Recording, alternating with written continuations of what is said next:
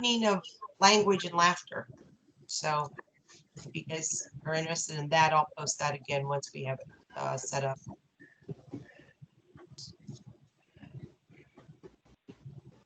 So, Mark, I take it after the introduction, uh, up will come my screen sharing show, and yep, there it is. And then everybody else is kind of small, and so am I.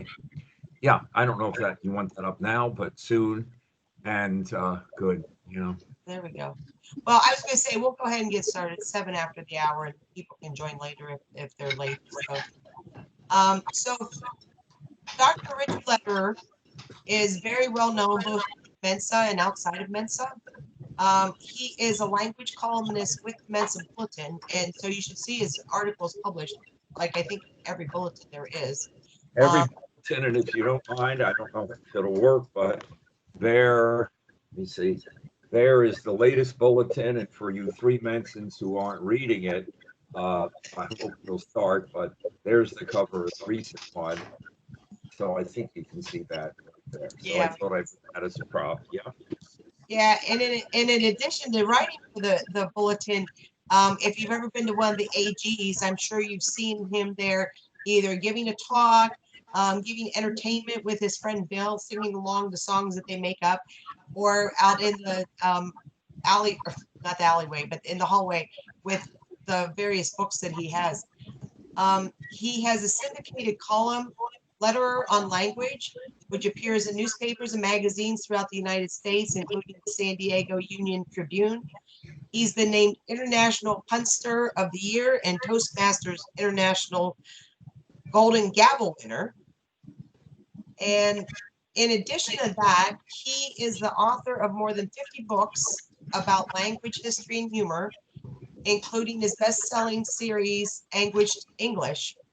And he has two new books coming out, A Treasury of Halloween Humor and A Treasury of Christmas Humor, which he's going to be talking about in a minute. And he is also a co-founding or a founding co-host of Away with Words, which is a broadcast on NPR. So he's going to talk about his two new books coming up, which will benefit their scholarship fund, and it's a good deal. So I'll turn it over to Rich and let you go on. Well, thank you so very much. So good to be with you virtually, and wonderful that we'll get to know each other. Incidentally, Chip Talby of the Mensa Bulletin is the best magazine editor I have ever had, and I mean it. Such a pleasure. I've been working with him for 5 or 6 years, and got more than a quarter of a century in the magazine because Mensans are such perfect. Readers of what I do. You know, Mensa, where we get your jokes. Mensa, where we all value that little pitter patter of that mouse in our skull. It might be quantitative, it might be computational, qualitative, verbal, whatever. But when we're together, we just feel that and that wonderful togetherness. I met my wife Simone through Mensa. I was not in, she was, and I spoke and took less than a year, and we've hitched up. An M&M marriage melts in your mind, not on your mouth, and lovely. These holiday books, which are just coming out, these are first editions. They are my 51st and 52nd book. Stop me before I write again.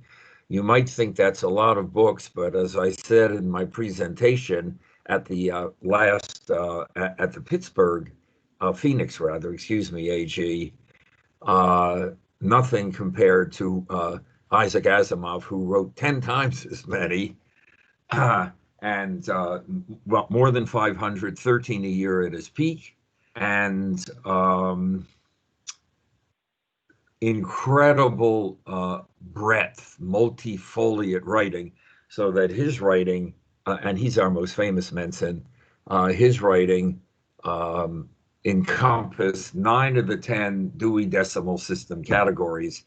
The only one missing was psychology and philosophy, but if you exerted from his books, excerpted, you would get 2 or 3 books.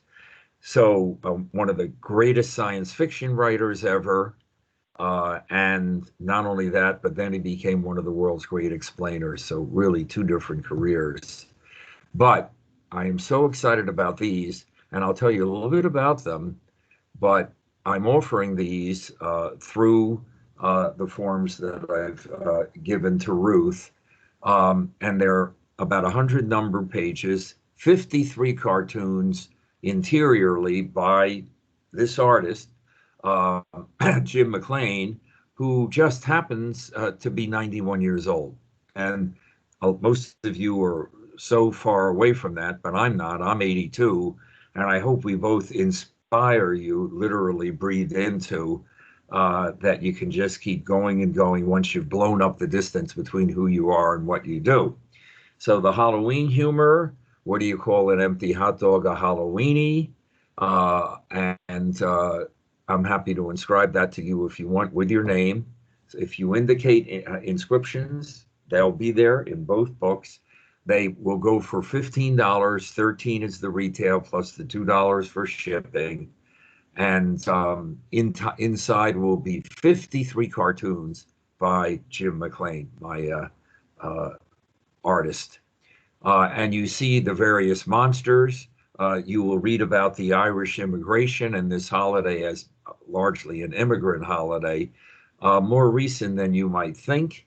Games, poems, puns all over the place. And then with it, and a holiday, let's go to the next slide. Thank you, Mark. With the next slide. Thank you. Uh, this one having gift giving more baked into it, same artist, International Punch of the Year at the bottom, a treasury of Christmas humor. And you will get the biographies of Santa Claus, Frosty the Snowman. If you've wondered about Santa, gee, Santa isn't in the Bible. How did that happen? There'll be a section on his growth, the effect of the 1822 A Visit from St. Nicholas, and those images where he's a right jolly old elf and the reindeer are miniature. And then another New Yorker, a guy named Thomas Nast, political cartoonist, who gave us the donkey and the elephant as party symbols, party animals, and how he enlarged the whole thing and took the residents to the North Pole. And Charles Dickens, who gave us the White Christmas, the beneficence, the gift giving, the helping of those less fortunate than ourselves. And also before Dickens, that's 18, I think 44, A Christmas Carol. Nobody said Merry Christmas. They said Happy Christmas. If you look at the last lines of the Clement Clarke Moore poem, you'll see it's Happy Christmas to all. I will sign and inscribe, and $8 will go to our scholarship fund here. Because as you can imagine, I run the poker part. I run a poker tournament every month. Some of you may know my children have been top of the world, a son and a daughter, a sibling pair. Texas Hold'em folks, just the greatest darn game I've ever played. I played chess for my college, and I've written a book on bridge. And Texas Hold'em, well, it's like life itself, meaning it's an incomplete information game, unlike chess. And that's what life is, incomplete information. You do your best with the info you have. You don't beat yourself off, beat yourself up if a good decision turns out badly. And you find out that marriage is like a deck of cards because you start out with two hearts and a diamond. Pretty soon you want to grab a club and use a spade. So now I'm not hearing laughter there, and I just want to ask Mark, is everybody muted? Yeah, we have everybody muted because of all the background noise you were hearing. That background noise was a problem. Darn it. Okay, well, it's okay. I'll unmute and laugh for everybody then. We'll see. Scylla and Charybdis advantages both ways. But you can see the detail of the drawing with a 91-year-old guy. And, it comes Christmas and to help Mensa. So what has happened is with COVID, I haven't been able to run the tournament for many, many months. And we have 300 applicants for our scholarships. and these are rising senior high school kids who want to go to college. And so I'm offering the books, and more than half the price will go to our scholarship fund. All I want to do is break even. But you might say, gee, $15 is a relatively inexpensive Christmas gift. So I'm going to buy 10 and have Richard Lederer inscribe and sign, or just sign, whatever you wish. And then that's going to be $80 to the scholarship fund, and that will be a help. So I'd love to help. And if I could, you all have good memories. My email address appears at the end of each of my columns in the bulletin. And if you need, I'll try this. And of course, Ruth has it, but let me see if that works. Does it? Can you? You have to raise it up There we higher. go. So Richard H. Letter, you got to do the H at gmail.com. Oh, it's backwards. Wait a minute. That's No, not good. it's showing right on our end. All right. And verbivorewordeater.com is the URL. So if you have any questions, you email me, and of course, Ruth will be very good at that, and perhaps your first line. So, Yeah. And I'll have the order form. I'll be posting that on our website. Or if you're interested in ordering either of these books, you can just email me also.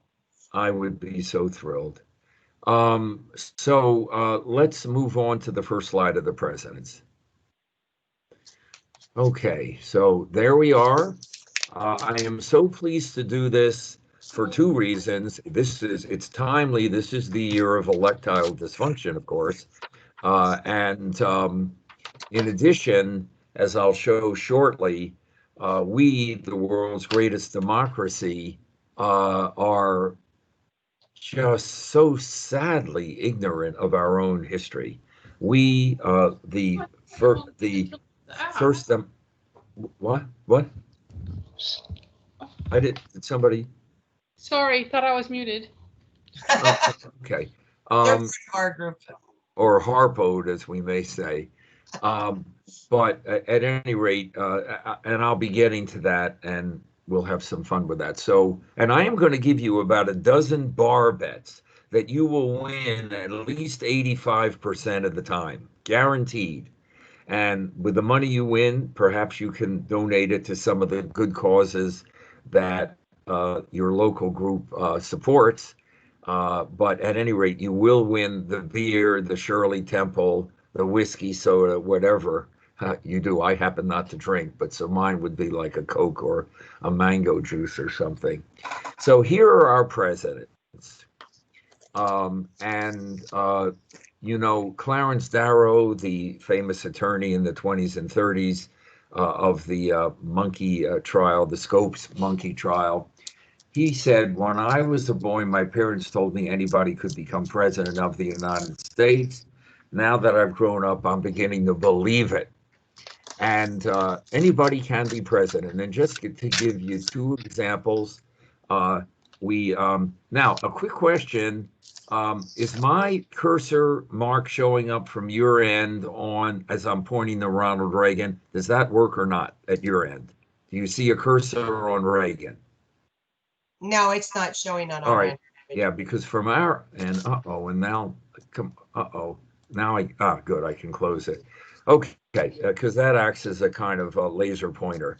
So we'll have to do it. So we've had very handsome presidents, and you see in the bottom row, number 4 is Ronald Reagan, our only movie star who became president. Incidentally, he did 54 films, met his wife, Nancy Davis, on the set of Hellcats in the Navy, and they married. And the only divorced president until Donald John Trump, our current president. Incidentally, I am going to be completely non-political. I have strong political views, but they're not going to come out here because that would not be the right platform for them. Reagan would have been in 55 films, except that when he tried out for The Best Man, a film about running for president campaign, he was turned down because he didn't look presidential enough. An interesting fact. All of these are in my book, and I'll show you the cover at the end, called Presidential Trivia, little $10 book plus shipping. But I'm welcome. Email me the stuff on this or that from the talk, and you will get it within 2 days, and very likely within 1 day. Other handsome presidents, actually Franklin Pierce, near the middle of the second row, good-looking guy. Warren Harding, and he's fourth row, number 2 after Wilson. Handsome guy, and that was the first election in which women voted. Suffrage, a mere 50 years after African Americans got the right to vote. And the women, among other things, were attracted by his presidential looks and voted in majority for him. And a good-looking guy. John Kennedy, as you see, the penultimate row to the right, good-looking and so on. And not so good looking would be Wilson, beginning of the second row, next to the last row, who actually wrote some funny stuff about his horsey looks, and Abraham Lincoln on row 2, who when a grouchy Democrat, and Lincoln was the first Republican to win the presidency. John Fremont was the first to run. When a grouchy Democrat complained that he was two-faced, he said, look, if I had 2 faces, do you think this is the one I'd be showing? We've had highly educated presidents, PhD in political science, one of the great oxymorons, of course, and that is Woodrow Wilson at the beginning of the penultimate row there, PhD from Johns Hopkins. On the other hand, we go up right after Lincoln, the end of the second row, to Andrew Johnson, no education whatsoever, but he was apprenticed to a tailor, and he wore only suits that he himself custom made for himself. And to prove to you that anybody can be president, and please steal this kind of thing, and then I am going to give you the first bar bet. Jefferson was our 3rd president. You see him at the top after Washington and Adams. Richard Nixon was a president, our only California native president, about an hour north of where I live in San Diego, up in San Clemente, but you see him bottom left. And then kind of in the middle of the penultimate row, you see Truman. And what's my point? Feel free to steal this. Any Tom, Dick, and Harry can become president of the United States. Now, here's what we're going to do since I can't hear you.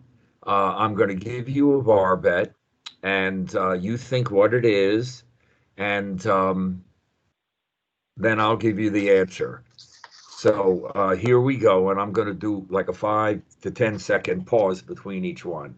Bar bet number 1, how many men, and they've been all XY chromosomes, how many men have become president of the United States?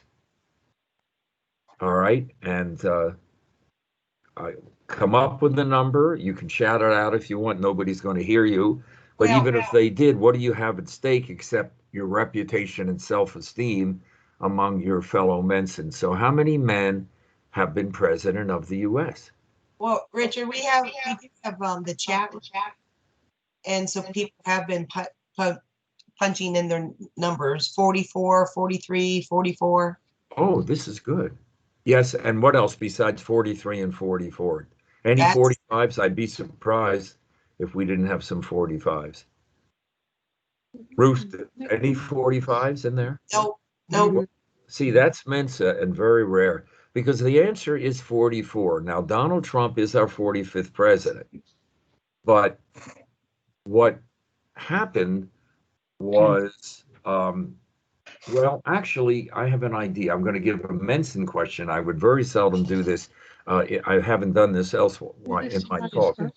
But this is one that'll give you an answer. Can you name a president of, I'm sorry, can you name 2 presidents of the United States, each of whom succeeded his successor? I'll repeat it. Can you name 2, not 1, 1 is fairly easy, but 2 presidents of the US of A, each of whom succeeded his successor? Okay, we got Grover Cleveland. What's the second one? Good God, thinking.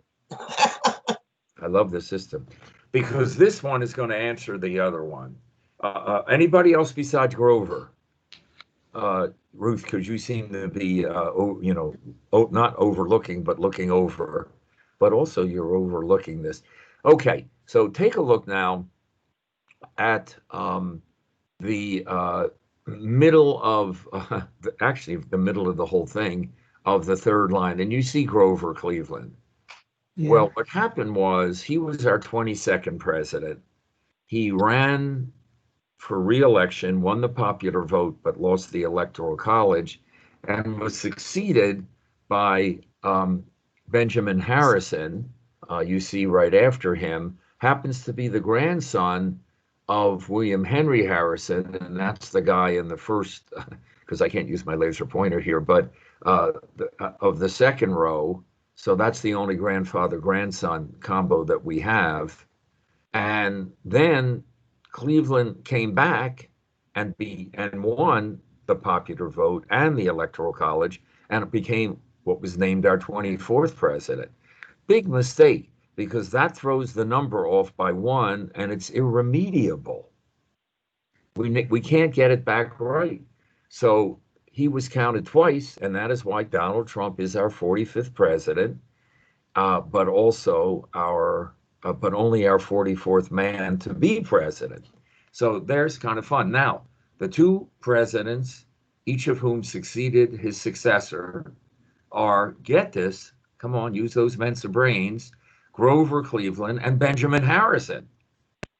Well, why Benjamin Harrison? Clearly Cleveland, and I wish actually we had his picture coming after, but Cleveland obviously succeeded his successor because he succeeded Benjamin Harrison. But once that happened, and you go from AB to ABA, now you have Grover Cleveland succeeding Benjamin Harrison.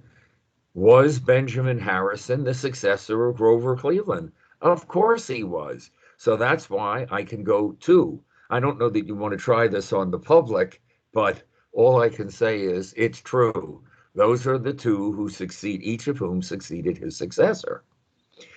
So therefore, that answers the question of why it is 44, and you're going to get a bunch of those, okay? As I said, I'm here because the ignorance, let me just get some notes here, and I will pause, probably not for the bathroom, but because I will need to refill the water and so on. But just the ignorance, and this is the result of studies by NAEP, National Assessment of Educational Progress. It's an arm of the education program. And they just find that our worst subjects in school are history and civics. A country like ours. So, for example, a vast majority of Americans cannot name the century in which we gained our independence, our nation. A vast number of, at least half of Americans cannot name the century in which Columbus discovered, or at least, shall we say, came to America. They cannot name the three branches of government. Next slide, please. They cannot name the four presidents in order. Next slide. Thank you. Yeah. Whereas everybody in this group can name the first four presidents in order. Oh my God, they're up there on the screen. But there they are, and four presidents, right. So here's another bar bet for you, and you're welcome to use the screen if required. And here is my question. Take a look at 3, 4, and 5. Everybody see it, right? Everybody has access to this. They're all Virginians, and that was the power state early on. And in fact, 7 of our presidents were Virginians, from Washington down to Tyler. And the only exceptions were, of course, the 2 Adamses from Quincy, Massachusetts, and the other is Andrew Jackson from the Carolinas. And in fact, 8 of our first 12, because Zachary Taylor, number 12, was also a Virginian. But take a look at 3, 4, and 5, known as the Virginia Dynasty. Do you notice that each of them served 8 years? They were elected to 2 full terms, right? That's 24 years. Now, you might think that would be fairly frequent, but it isn't. There are assassinations, deaths, throw the rascals out, whatever. Here is my question, and again, Ruth, if you can give me the chat room or whatever responses. It's happened only one other time in American history where we had 8, followed by 8, followed by 8. So that's not going to be Franklin Roosevelt, who had 4, although his last one was very short and Truman came in to finish it. Can you name 3 other presidents who served consecutively 8 years for a total of 24? So let's see what the chat room's. This is great, actually, Ruth, because I may be doing some quizzes with you one day, and if that's the way you do it, I've got, if people don't mind doing language and literature. I can't do science and math, sorry. Okay, so we got Clinton, Bush, Obama. Excellent, right. And you go over there, and it's our president. I guarantee you with the beer bet, or the bar bet, rather, that you make, most people will not get that. But it's indeed our president's. And of course, if Donald Trump does win a second term, that will be, unprecedented, impossible to miss the pun. But we're actually going to have 4 in a row. That's never happened before. Okay. Laughing comments, sorry. I don't want us to get too political here. They said if Donald Trump wins the election. Well, yeah. Yeah, that's the famous if, what was it, with the Athenians and the Spartans, and if you do not, and the Spartans were known for being very laconic and Spartan, and if you do not surrender, if that and that, and they just said back, if. But hey, all for this, I'm happy to do politics, but not during a formal presentation. Okay, so you see that there. And only, let me just think here, only 21% of Americans can name the faces on Mount Rushmore in any order. New slide, please.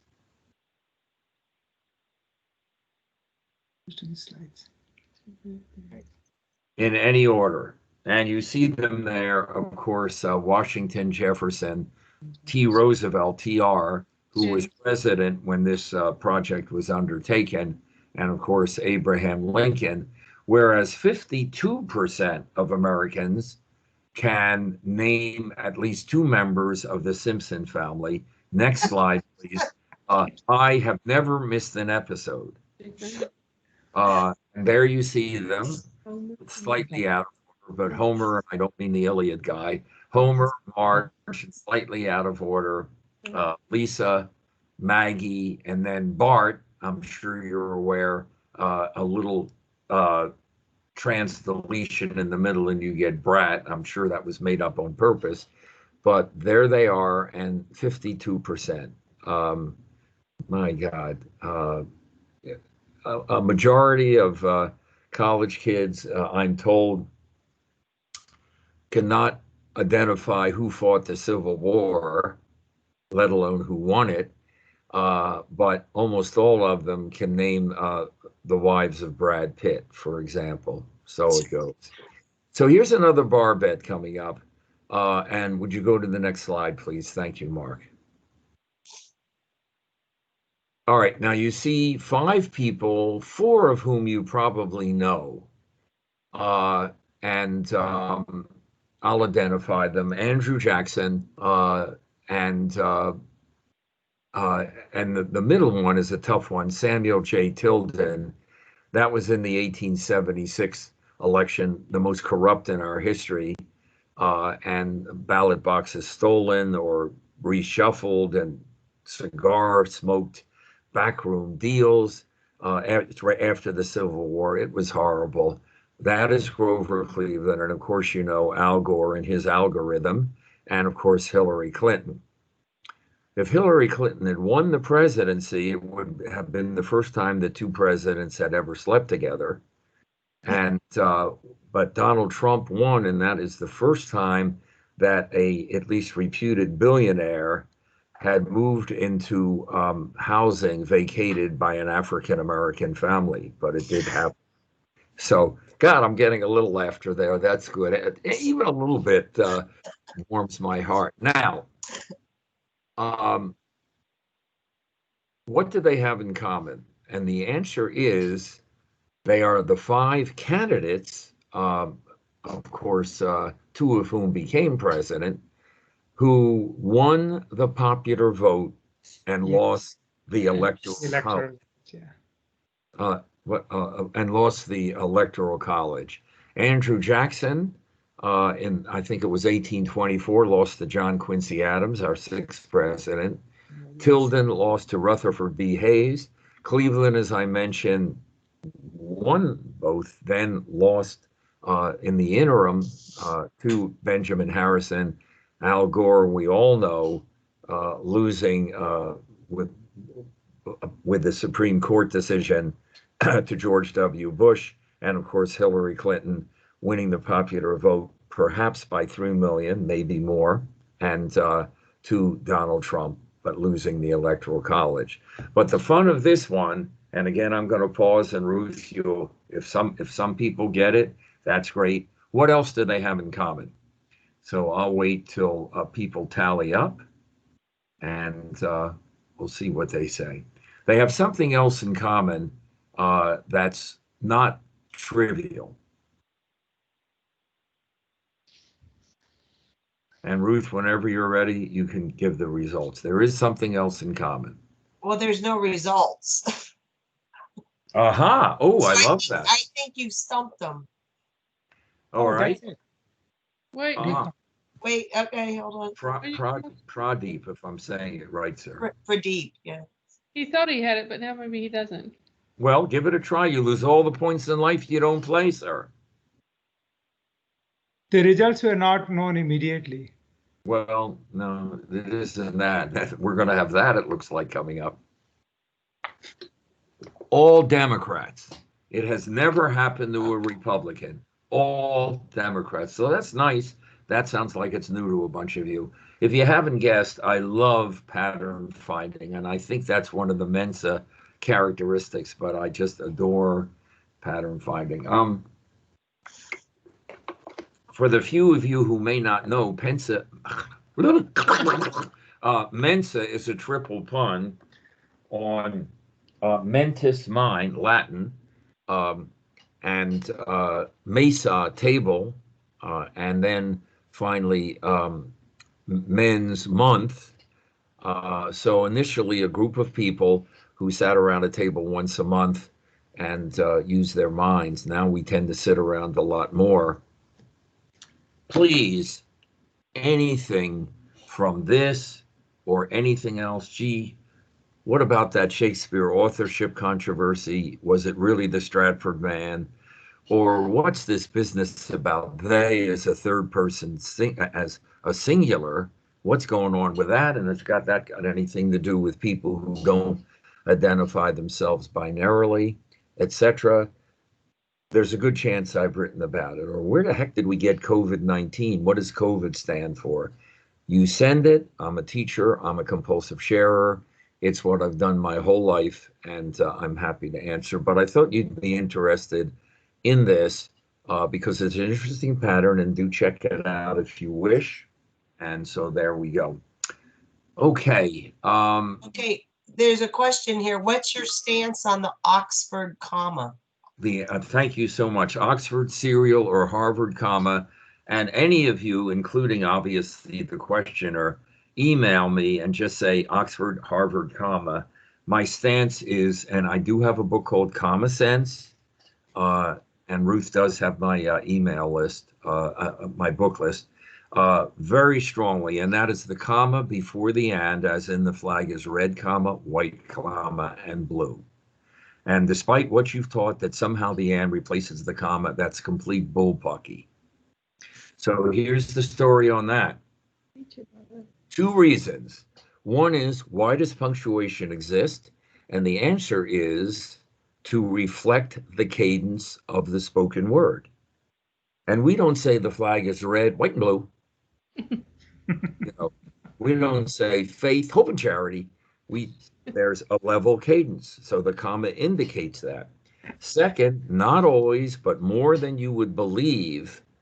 And of course, I have a bazillion examples if you write me on this. Richard H. Letterer, don't forget the H, at gmail.com. So the only odd thing is H, because some idiot named Richard Letterer beat me to it when Gmail became so popular.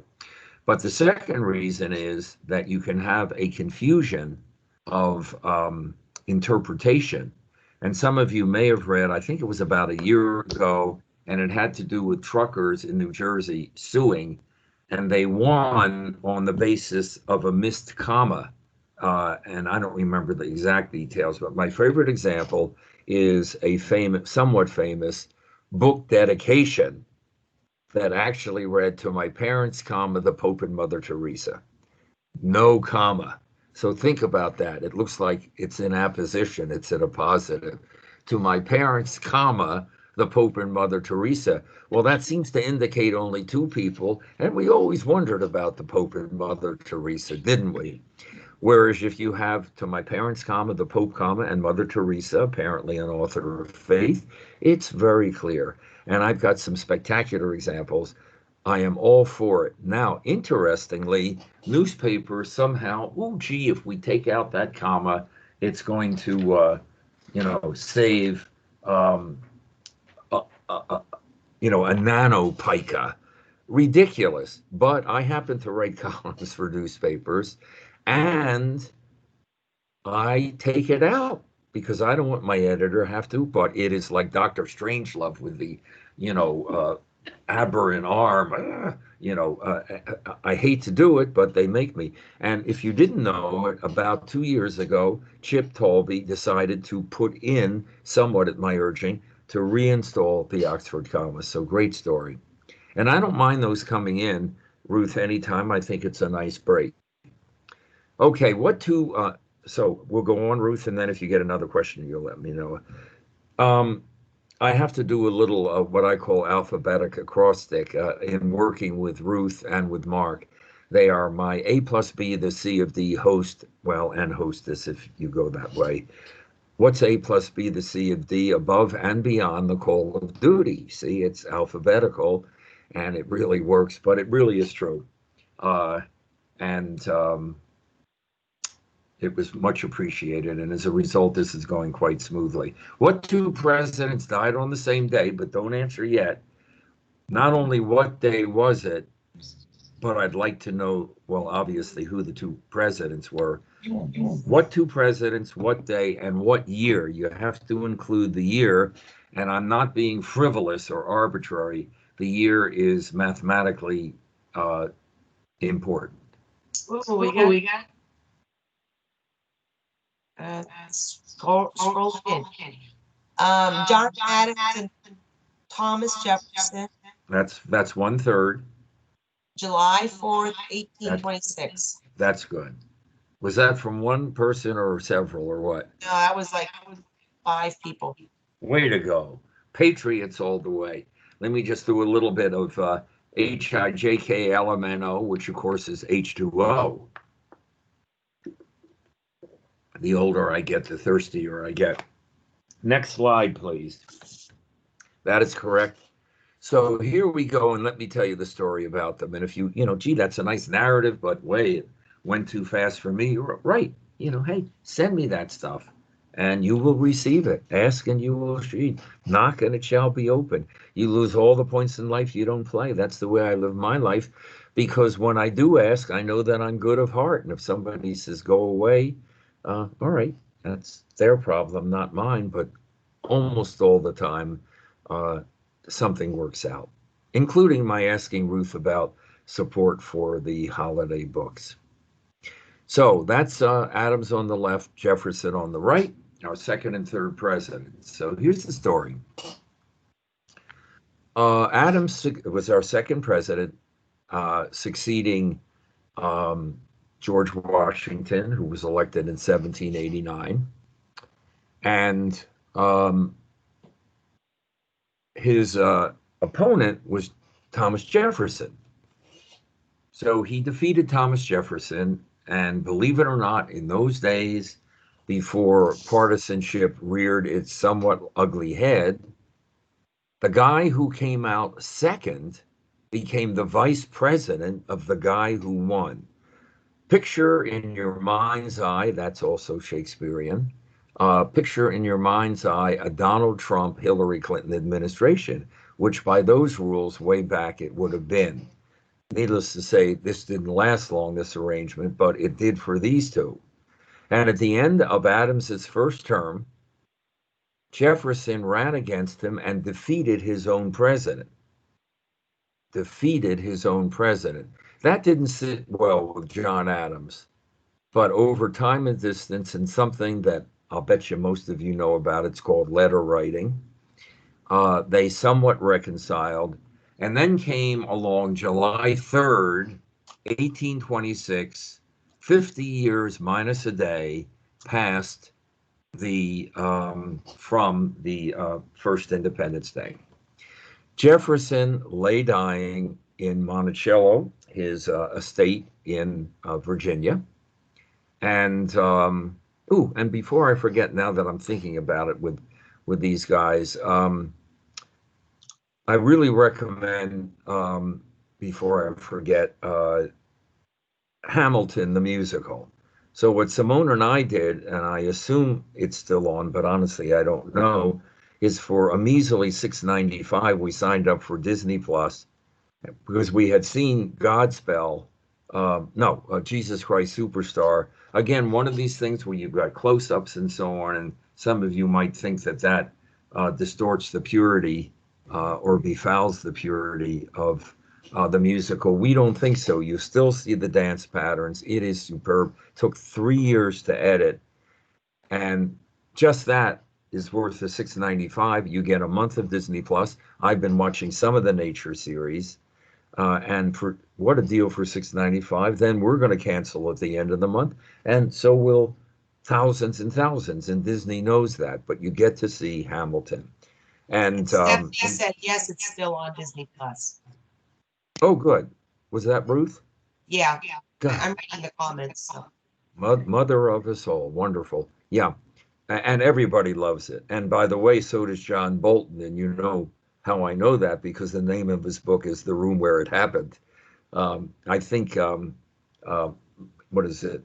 Lynn Miranda. I always have trouble with the three names. I think he's a little pissed off about that. But at any rate, so it's still on. And you get a month of the Disney stuff. You pick out the best. Okay. So Jefferson was expiring. And as he began to lose consciousness, he asked his confidant, a fellow named Nicholas Tristan, attorney, and his grandson-in-law, married to his granddaughter, is it the glorious 4th of July? And to humor the old man, Tris said, yes, it is, grandfather. And shortly after, Jefferson went into a coma, or at least lost consciousness, but lingered on till 1 p.m., was still alive the next day up till about 1 p.m. And the next day was July 4th. Meanwhile, Adams, and get this, folks, 90 years and 8 months, a man born in 1735, pre-penicillin, pre-everything. And remember, an ambassador abroad, and oh my God, those sea voyages must have been very difficult, very hard knock. Still, 90 years and 8 months. Well, he was in Quincy, Massachusetts, and he was conscious enough on July 4th, 1826, to see and hear the celebratory fireworks. And then later in the day, he began the lion in repose, the old lion, whatever, the lion in winter, began to shuffle off his mortal coil and travel to that journey to that undiscovered country from which no traveler returns. Hamlet, I think one of the soliloquies, and his last words. Actually, let's put that into the chat room. What were Adams's somewhat famous last words? So we'll put it into the chat room. And Ruth, whenever you'd like, give me a response. Jefferson lives, or Yes. Jefferson still lives. The way I've heard it is Jefferson survives. But of course, in a sense, they were both inaccurate because Jefferson, his last consciousness was thinking it was the fourth, but it was the third. And of course, Adams, I mean, not only didn't they have computer and telephones, they didn't have Morse code. So no way they could know. But of course, he was wrong also. Yeah, so Richard Condé from New Hampshire, Thomas Jefferson survives. Yeah, I'm sorry, you looked it up, did you say? Oh, no, Richard Condé from New Hampshire. Okay. I was typing that in as you were speaking, so he got Thomas Jefferson survives. All right, and Richard from New Hampshire, you know, I taught at St. Paul's School for quite a long time in Concord, almost 3 decades. And please be in touch with me, and especially regarding this book opportunity, because you're all very dear to me. And I met Simone at the very first RG in Manchester. So Richard, wherever you are, please drop me an email, richardhletter@gmail.com. Okay, so a little bit of humor here. How magnanimous, Ruth, Mark, et al., to have me do this. What does magnanimous mean? Well, in the language game, we say hard by the yard, but a cinch by the inch, divide and conquer, magna large, anima spirit. So large of spirit, as in an animated film, gives life, anima, spirit, to the characters that are drawn. Of course, you're a wonderfully perspicacious group. Peri is through, spec is to see. You see through into the heart of. And it's the same with the word politics. Poly, think about what that means. And most of you may say many. Any group would, but I'm not sure with you all. But many, as in polytheism and polyglot, speaking many languages. I happen to do that. I'm sure you're surprised. I am a polyglot. I am fluent in French, Russian, Italian, Thousand Island, vinaigrette, ranch, gorgonzola, green goddess, honey mustard, and I speak Esperanto like a native. Trust me. So at any rate, so now the etymology of the word politics and the general funny answer is poly is many and ticks are blood-sucking parasites. Well, it happens that the poly actually means the people, and so it's not that, but it's a good one. Okay, What's the difference? we have a comment. Polis is city. Yeah, city rather. That's what I meant. Yeah, so city. That's absolutely right, and that's Mensa, and I sit corrected. Right. So what's the difference between a centaur and a senator? While we're being funny here, a centaur, Taurl, and a senator. Any comments, Ruth? No. No, Well, one is half man. Wait, 2 legs, anagram, one's a horse's ass. That's good. And that is exactly, and that's just the way to approach, throw the linguine on the wall.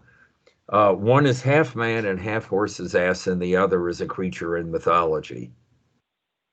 You see, the centaur is the creature in mythology. That goes back to what's the difference between, just a minute, darn it, that blank and a lawyer, a catfish and a lawyer. One is a bottom sucking scum sucker, bottom dwelling scum sucker, and the other's a fish. That's it, right? Oh, here's another question for you. Is Congress the opposite of progress? Progress, right. And by the way, I have a whole essay on this stuff. You drive in a parkway, park in a driveway, play at a recital, recite at a play, ship by truck, send cargo by ship. I have all of those categories, and your nose can run and your feet can smell, and this and that. And is Congress the opposite of progress? Because you've got the con and the pro. If you'd like a whole essay on that, email me. Just vagaries would probably be the best word, and I'll send you like 2,000 words of them. Yeah, and here's another one. Senator is an anagram for treason. Is that true? No, it doesn't sound right. But I've seen Yes, that. it is. It is. It Oh works. my. It does work. You can add that to your list, Rich. And this is Riddler Reacher, an anagram for Richard Lederer and William Shakespeare.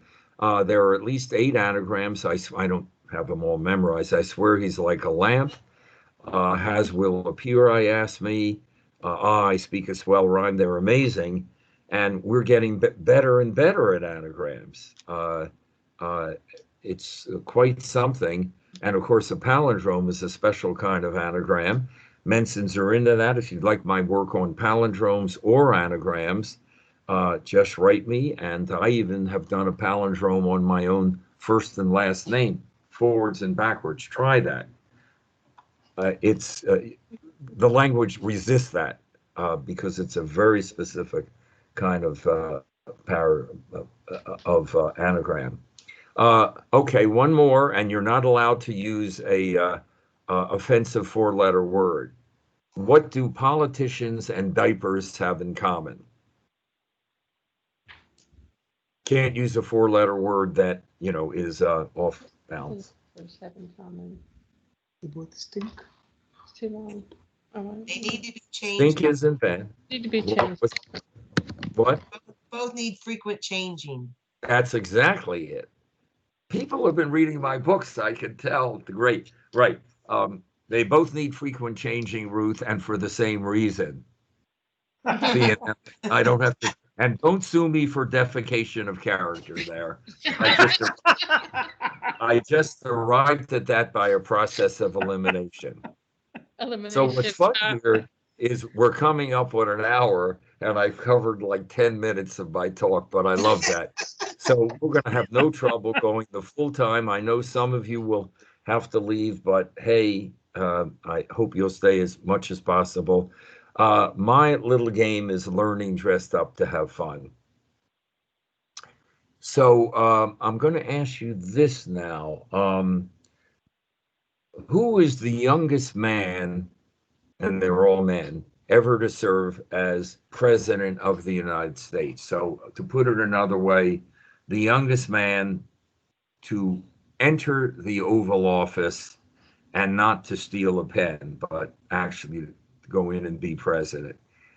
So let's look, and I'm interested, I think we'll get a number of responses in the chat room, Ruth, but I'm interested in the numbers, that is, which president is getting the greatest number. So let's take a look. Our youngest president. Okay, we have Teddy Roosevelt. Right, they're coming in too fast. Hold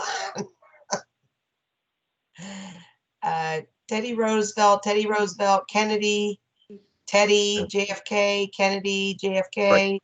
Teddy, okay. Cleveland, JFK, JFK, Oh, here's something. JFK was the youngest elected, but Teddy Roosevelt was younger when he was replaced his predecessor. Boy, whoever you are there, yes. Ruined my punchline, but I'm happy. Linda Richter. And then guest number 2, Dick Nixon. Okay. Okay. So you notice it's pretty close there with numbers right between JFK and TR. Next slide, please. Let's make sure I haven't messed this up. Yeah, there they are. And that's, if it was, I think you said Linda Richter is the one who had a little fuller explanation. So here's the story.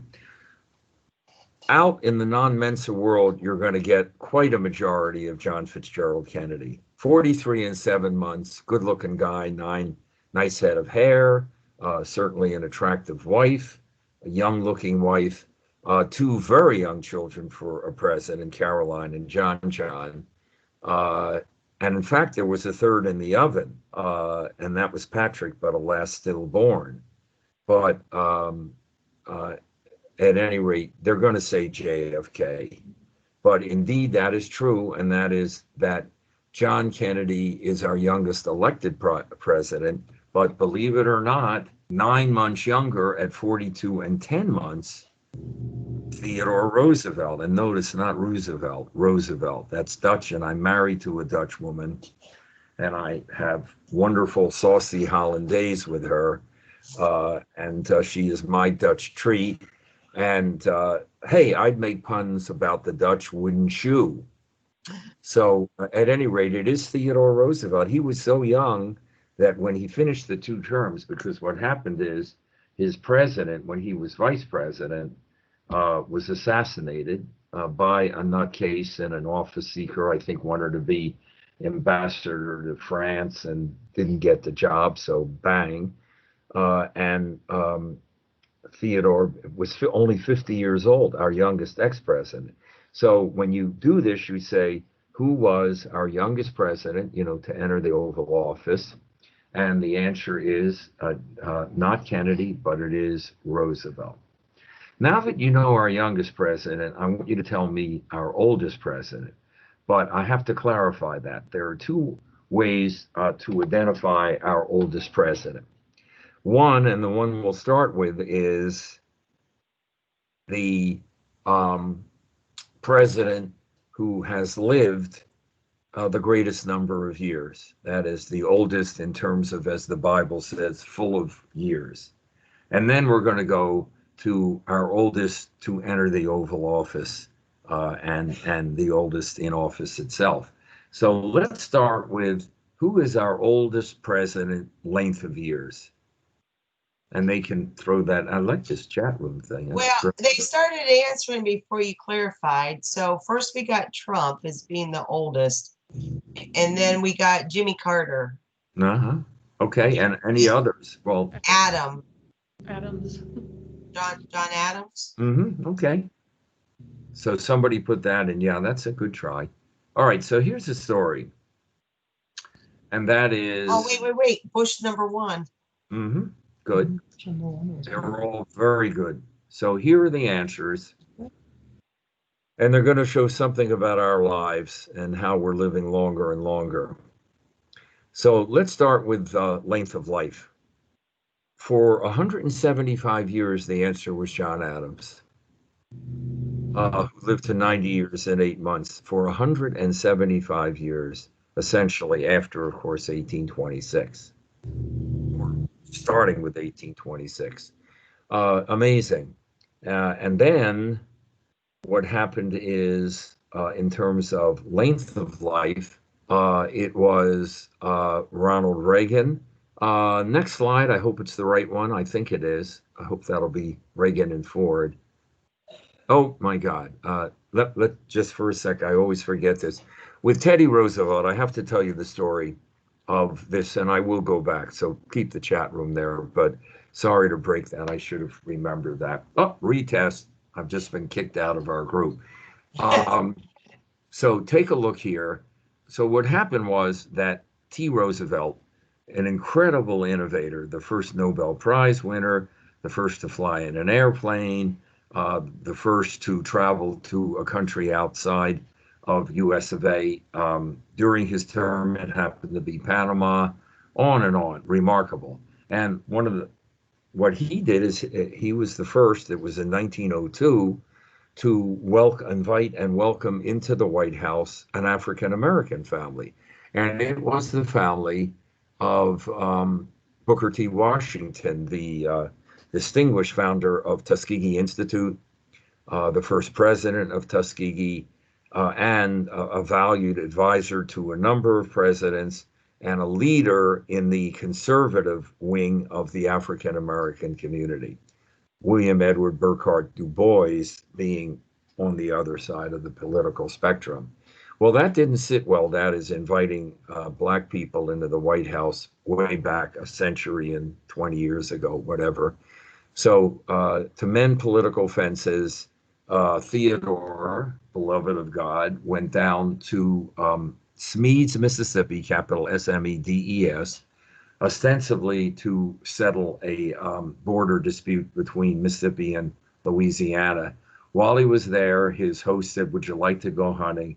OMG, in those days, everybody or almost everybody, they just shot large animals. The buffalo, as we call it, really, it's a bison. People would just have rifles and point them out of train windows crossing the plains and bang, bang, bang, and kill these magnificent animals. And we've evolved a lot since then.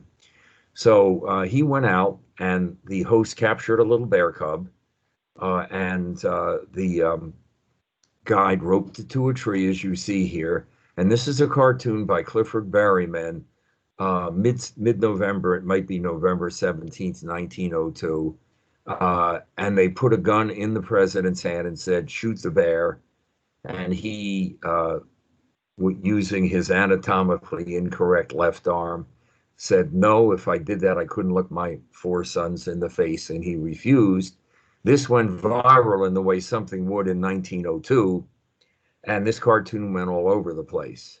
And what you're seeing is the picture and the cute little face of the bear. I think you can read the caption, "Drawing the line in Mississippi," which could be a triple entendre on the race line, the border line, and the line on animal cruelty.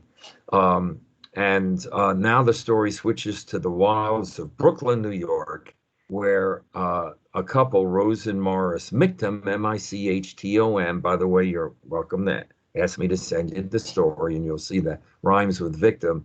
They were a Jewish-Russian immigrant couple. They ran a novelty store in Brooklyn, and they, served food and drink and toys and gewgaws, tchotchkes, all sorts of stuff, and stuffed animals. They wrote to the president, "Dear Mr. President, we'd like to create a toy bear, a stuffed bear, and we'd like to name it after you, Teddy's Bear." Lowercase, I think it was lowercase then, Teddy, genitive, apostrophe S. And he wrote back and said, "I don't know what my name will do for the bear business, but sure, go ahead." Woo, did it do a lot for the bear business. Business was humongous, ginormous. Everybody wanted one. They had to hire in a bunch of seamstresses. That led to the founding of the Ideal Toy Corporation, which existed for a century. It doesn't exist now. And Teddy and that little visage in 1904 was used by Theodore in his not re-election, because he wasn't elected the first time, but in his first campaign to be elected, but his second term. And in 1906, Teddy's Bear with the apostrophe S came into the dictionary and was enshrined, and it's been there ever since, but it's dropped the case ending. It's Teddy Bear now. So that's the story. All right, so looking at the older, I was about to hit my arrows, Mark, but let's go to the next slide, because you're going to see what happens with age. So in terms of living longer, so after 175 years approximately, Ronald Reagan lived to 93 and 4 months. And then not long after, Gerald Rudolph Ford, the only president born a king, because he was born Leslie Lynch King. We had 7 presidents with name changes, probably Ulysses, Hiram Ulysses Grant, and Leslie Lynch King being the 2 with the most radical change. And again, I have material on that. And all of it is in my presidential trivia book. But at any rate, so Gerald Rudolph Ford lived about a month and a half longer, as I recall. And then, as somebody pointed out, you had George H.W. Bush and Jimmy Carter, both born in 1925, I think. And but Bush was born first, so he then exceeded Ford. But then H.W. died, and Jimmy Carter, next slide, please, for Jimmy, thank you, is our longest lived president. Please note that's a long I, not a short lie. It's live from life, not live. And he is by far our longest living ex-president. The trick is go in rather young, get defeated in one term, and then live into your mid-90s or longer, despite brain cancer. But there is Jimmy, I think something like 95 years and 7 months. So now let's go to the next one, which has been anticipated. And there is our oldest president. The average age of a president through American history has been 54 years and a half. So the average, the total age of the two top candidates with the major parties is obviously 109. Well, Donald Trump turned 70. Think of the energy of the man, 70 years old in June of 2016. So he entered, and Hillary Clinton turned 69 just a few weeks before the election itself in October. So that's 139 years as opposed to 109. Wow. Unbelievable, but that's what's happened. And of course, if it's Trump versus Biden, that number will be exceeded. And if Joe Biden happens to win, he is a couple of years older than Donald Trump. So we'll see what happens. But this is the world we live in, not just extra years, but darn good ones. My dad died at 59. That was not uncommon.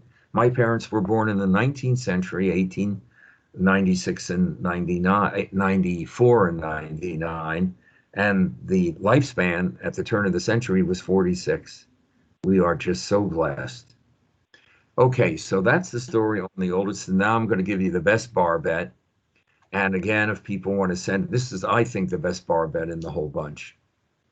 We're talking about age, and so here's the bar bet. Can you name 5 presidents of the United States, who are not buried in or on American soil? Buried. 5 presidents of the United States. The reason I say in and on is because Grant is buried in Grant's tomb, and it's actually Julia Dent Grant. His wife came into there 12 years later. And it's a tomb, so they're entombed, but they're not buried in American soil. But we do have 5 presidents who are not buried in or on American soil. And Ruth, I'm not sure I see you now, Ruth. Oh, there you are. Yes. Okay. So letting people type 5 names is, takes them a minute. Clinton, Trump, Obama, Bush, and Carter. Right. So folks. They clarified George W. Bush. Yes, not George H.W. So the ones that are alive, a little bit of by indirection, find direction out, if I can quote from Hamlet again. But that's a good one. And there we go. Okay.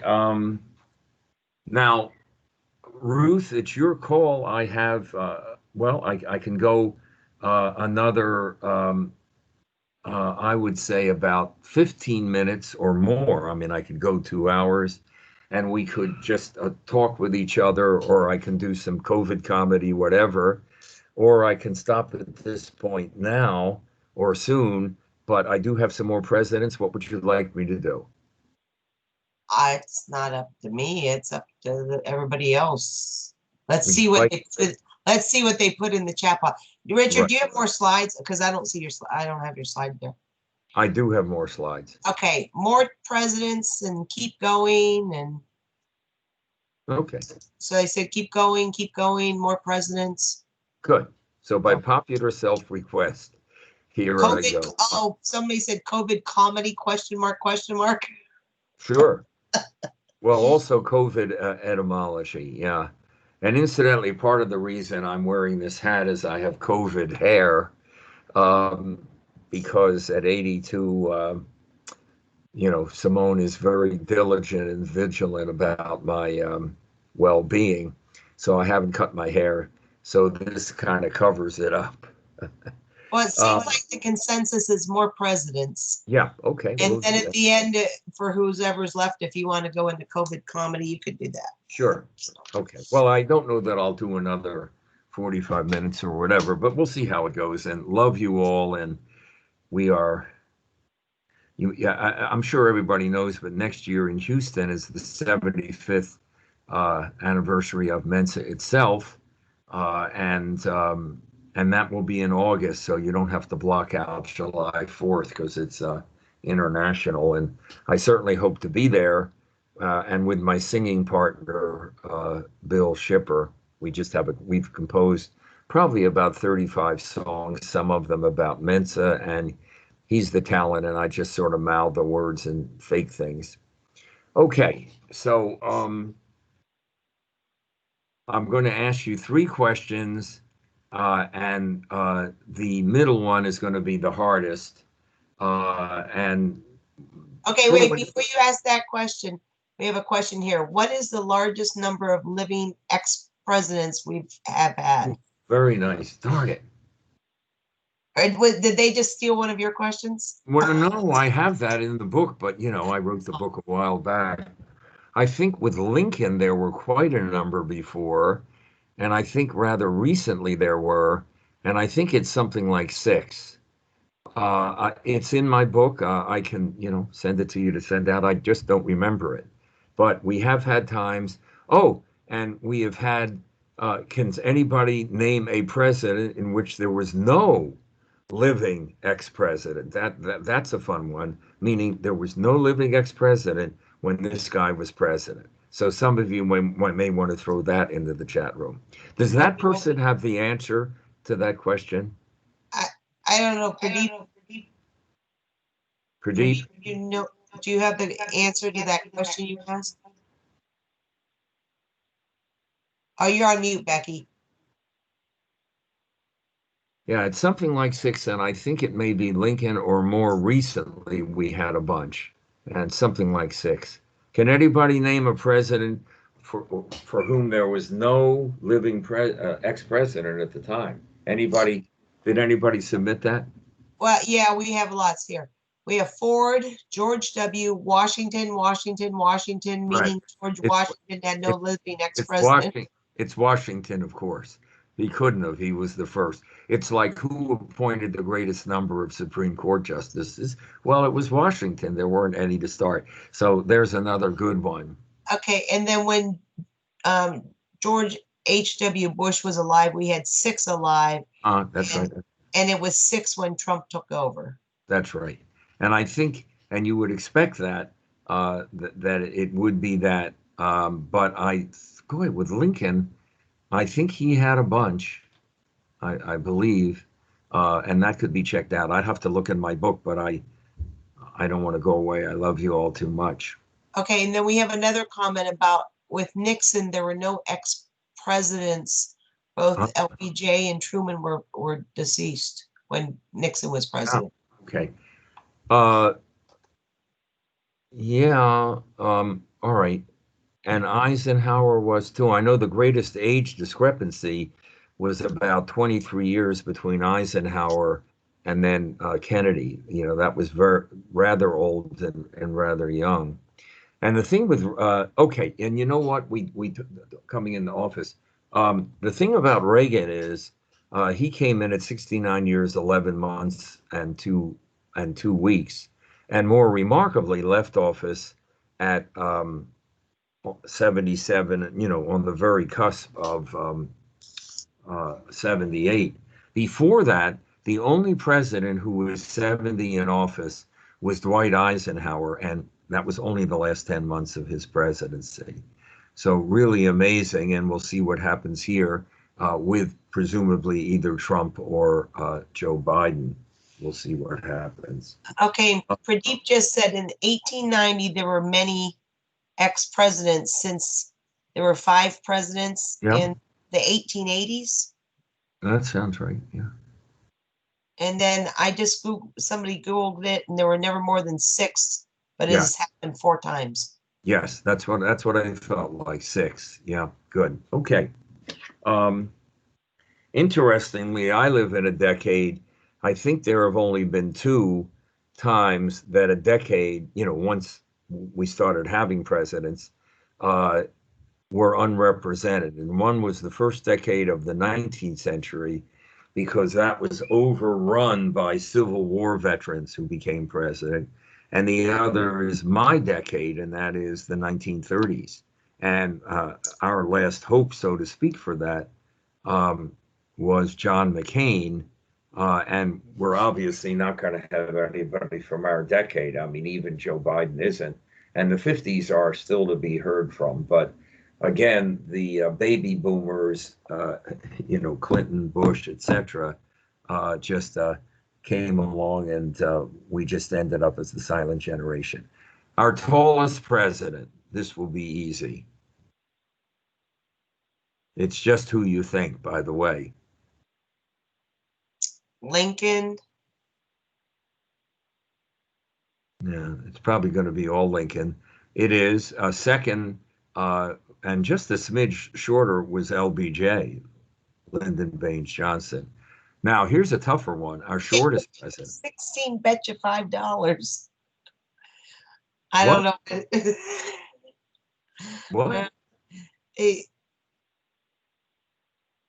Wait, Richard Condi, you're going to have to clarify what that is. He put 16 bet you $5.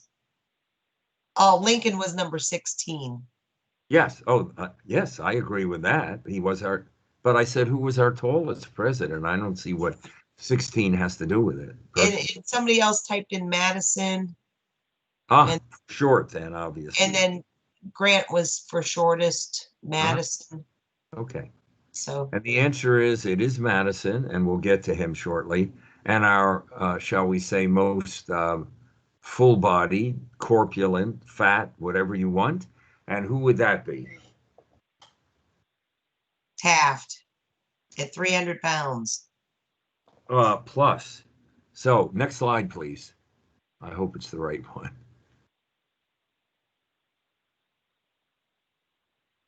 Next slide, Mark. Get on a raft with Taft. Well, you notice Taft, fat, is a palindrome. You've got your fulcrum letter in the middle, which makes the best palindromes. If any of you are interested, what I think distinguishes a good palindrome from a great palindrome, just ask me to send you on palindromes. I've written thousands of words on them, and the best ones, 99% of them, have been in the last 70 years. We've evolved into them. So let's start with, okay, so our tallest is Abraham Lincoln, and there's a cartoon of him, 6'4", in a time when the average Civil War soldier was 5'6". And very possibly Marfan syndrome. You've probably heard of it. We do not have DNA proof of it, but all the characteristics, huge, significant height, sallow complexion, exaggerated cheekbones, preternaturally large hands and feet. And it's just got all the markings, but at any rate, 6'4", nearly a foot taller than the average man at that time. Indeed, Madison, and apparently that was more than one people, excellent, 5'4". Washington Irving, one of our very first professional writers in America, called him nothing more than a little withered apple John, but a very bright guy, And actually, I'm going to pull out my IQ list here because it's Mensa. Yep, I've got it. And this is, of course, retrospective. But another observer said he'd never seen so much intelligence crammed into so little space. And a little water. He may be our only president who weighed less than his IQ, and quite a bit less, because he weighed 100 pounds and his IQ is estimated, again, after the fact, 141.3.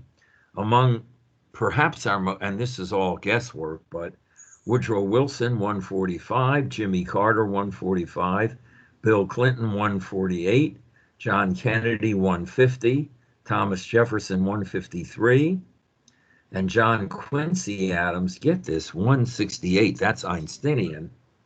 The ideal IQ for a leader is 119, of interest, 119. I guess they feel beyond that, there's too much going on in that head to relate to others, who knows. But Lincoln, in terms of his looks, boy, could they write back then. If you need this, email me. A reporter for the New York Herald. Lincoln is the leanest, lankiest, most ungainly mass of legs, arms, and hatchet face ever strung upon a single frame. He has most unwarrantably abused the privilege which all politicians have of being ugly. And then we get to a really interesting, but 100 pounds, 5'4", but married to Dolly Madison. Some of you may know that name through the ice cream. And she just ruled the social roost in Washington for decades. She had exotic outfits with scarves and sashes, swatches, swags, and just very popular, and that's the wife. But here we have William Howard Taft, 300 during his presidency, hyphen 340, 6'2", and a big guy, but reputed to be a graceful dancer and tennis player. He took off 80 pounds after his administration and never gained it back.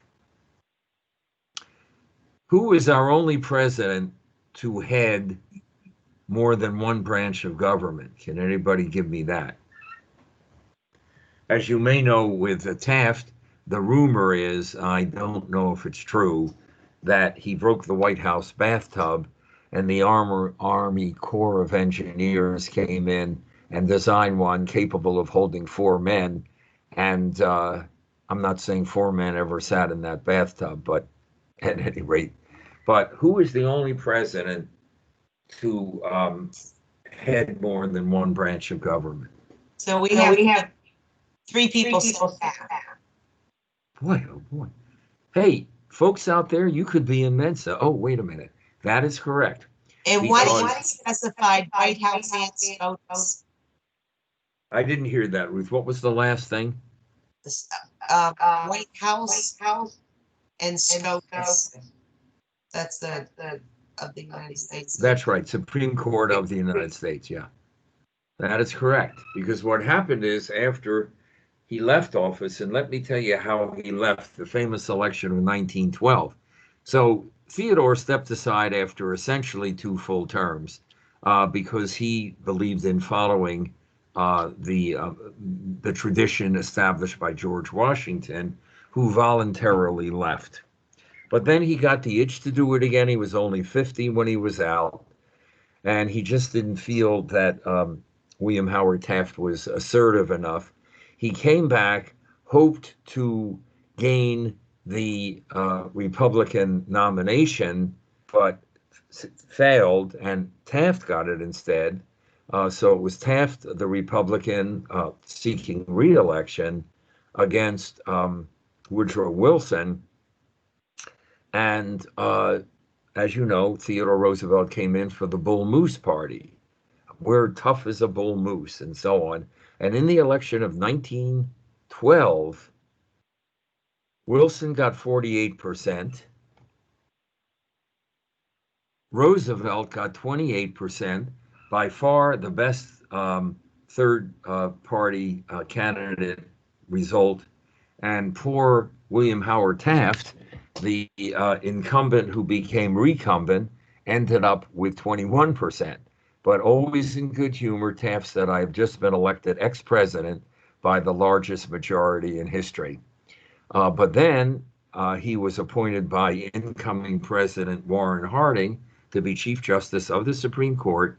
Hence, he was the only man to head two branches. And you really can't head up the third, the legislative. You can't. It's impossible because there are the two houses. And he actually swore in both Coolidge and Hoover. So quite a guy.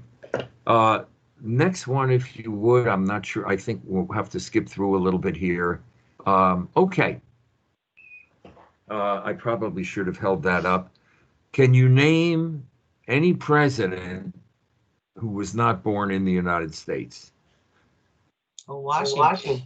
Yeah, I messed up. Right, at Washington through Tyler, because no, well, through Harrison rather. That's Harrison, I think. Because if you were born before 1776, you were born in the British colony, and you were a colonist. You were not an American until 1776. So from Washington in 1732 up through, I believe that's Harrison, 8 of the first 9, so it is Harrison, were born before 1776. And the next slide, please, I hope. And the first exception is Martin Van Buren over to the left, 5'6". And notice the OK. I will be happy to send you a longer exploration of OK, but it is presidential. So here's what happened. In 1839, there was a great fad for slang, but it was like Cockney rhyming slang where you had to go through 2 steps to get it. So the first is you had purposeful misspellings. And then from the misspelling, you would get the meaning. So, Batum, let me see if I can find this quickly. Yeah, so yeah, the first written citation, March 23rd, 1839. So OW would be all wrong. So the translation was all wrong. You look at OW, you say, what the heck is that? And just a bunch of others that I have here. Let me just see these initialisms. Sorry, let me just see here for a minute. Yeah, KG for no go, KY for no use, but misspelled first letter, etc. And they all disappeared, as slang sometimes does, except for OK. All correct. OLL space KORRECT.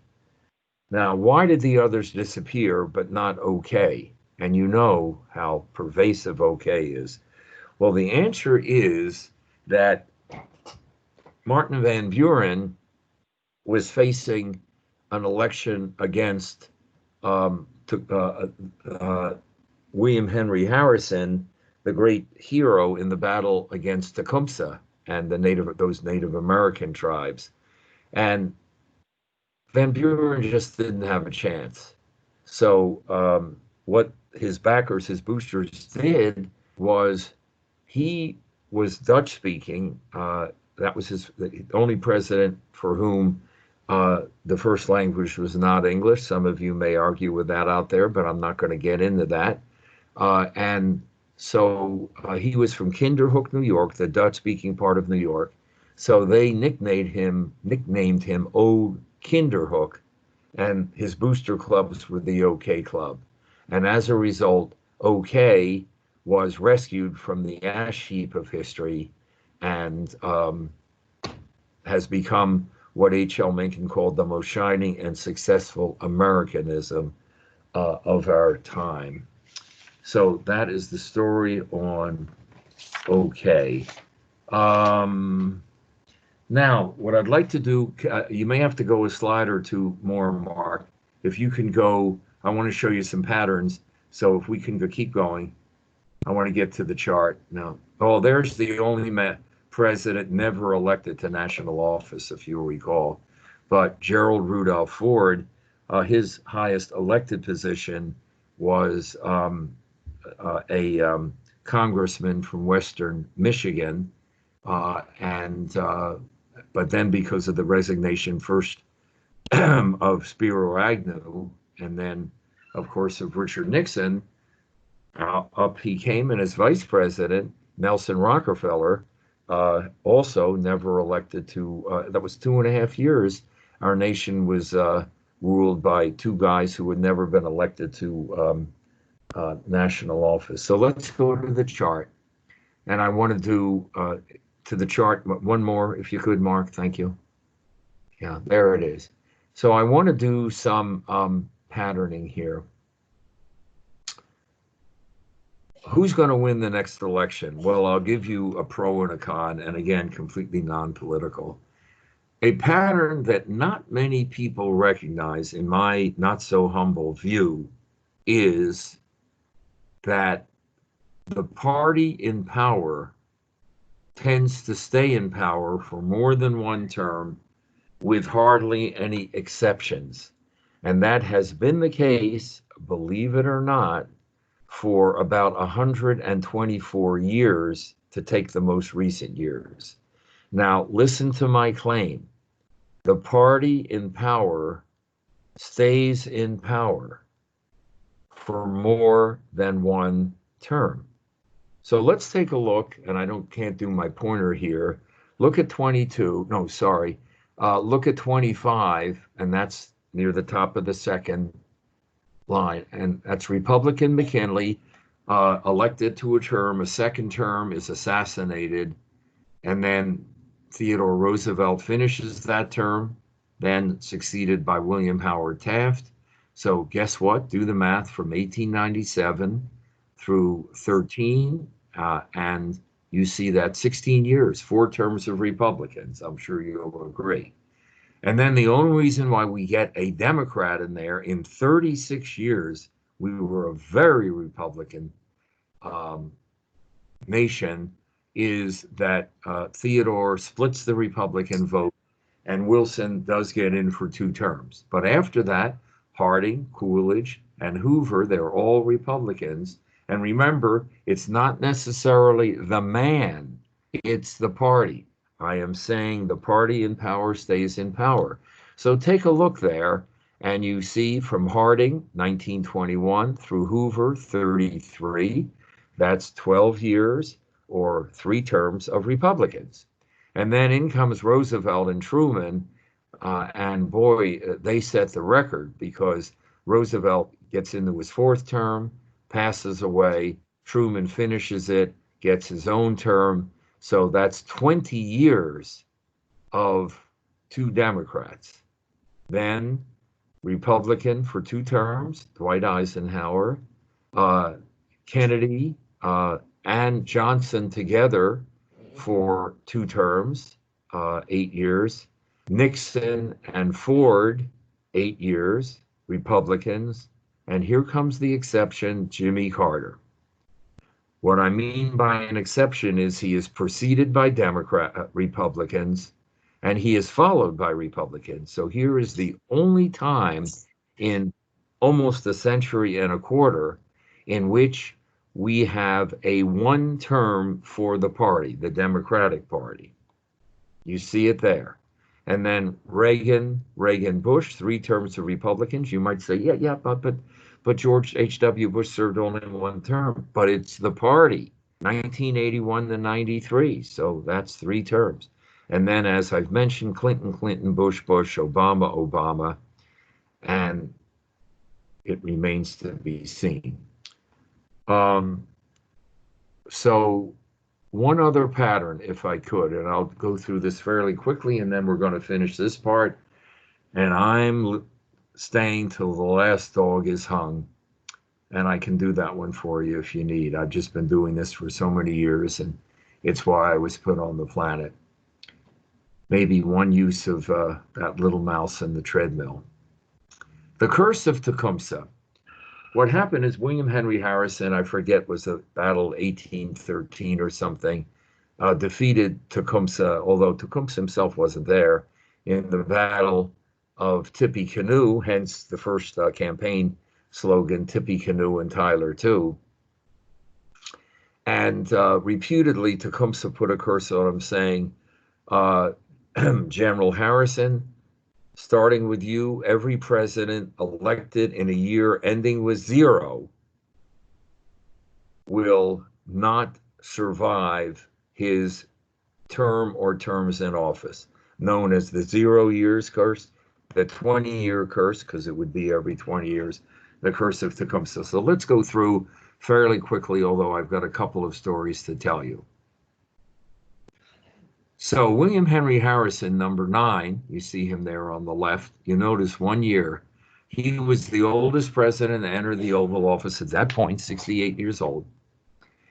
And on Inauguration Day, it was the coldest inauguration day up to that time. And he should have known better, but he did not wear an overcoat or a hat. And I'm sure he was, stoked, of course, to become president.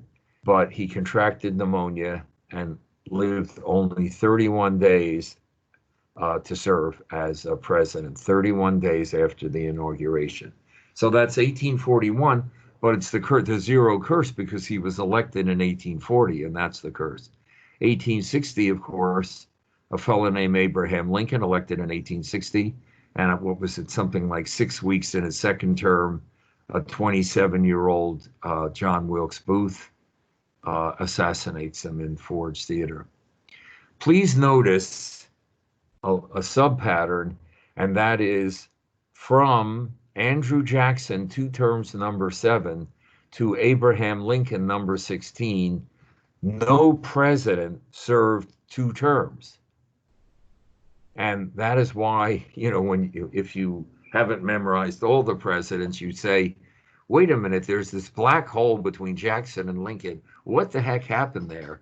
And, these are not very well-known presidents, and none of them got to the second term. You see that, none more than 4 years. So now we go to 1880, and that is Garfield, again, 81, but he was elected in 80. And this is one of the great stories, and it's the greatest, most famous example of iatrogenesis, meaning death by doctors. So Garfield was also shot by a nutcase. One bullet was harmless, the other lodged, I think, in his gut. And he might have well survived if they didn't touch it. But in came a doctor named Dr. Willard Bliss. I'm not stuttering. His first name was Doctor. Guess what his parents wanted him to be? And he said, my crew, my team will take this over. And they probed the president with filthy hands, although they were beginning, it was beginning to be known better that you needed to wash like crazy, as we now know these days.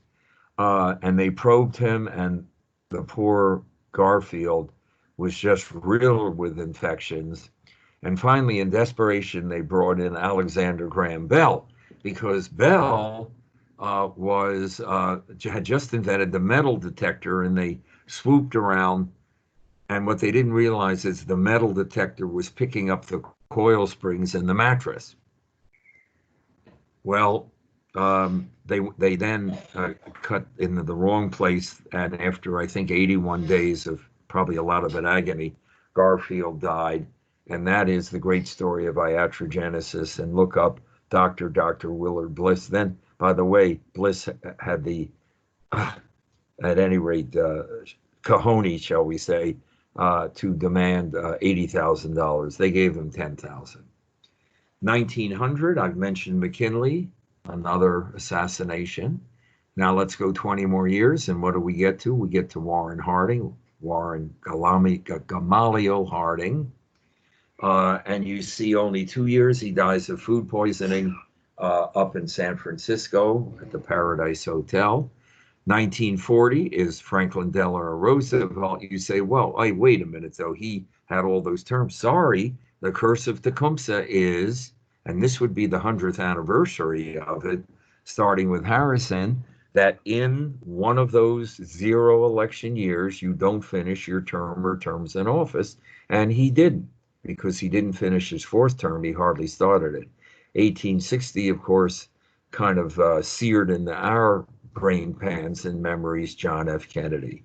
And then in 1980, 140 years after the curse, we see Ronald Reagan,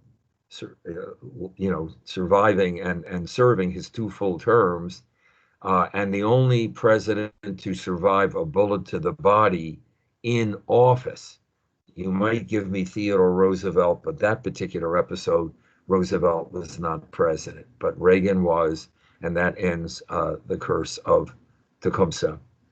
So I could go on and on, but I don't, because I'd love to have some general discussion for those who stick around. And Ruth, you'll give them the date when I'm going to return for some language comedy. It's September. I can't remember when, but I really look forward to it. September 25th. Okay, good. September 25th. And I really look forward to it, my fellow Mensa. So I'll just close with this, and then we'll have a few more slides. No real commentary. When George Washington was elected in 1789, other rulers included the King of France, the Tsarina of Russia, the Emperor of China, and the Shogun of Japan. Today, we have no King of France. We have no Tsar of Russia, although you might dispute me on that, but at least not officially. We have no Emperor of China and no Shogun of Japan.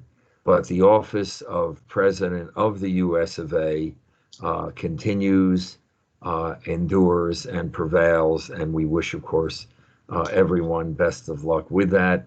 And I'm just so grateful, and I do mean it. Any language questions, any more questions about the presidency?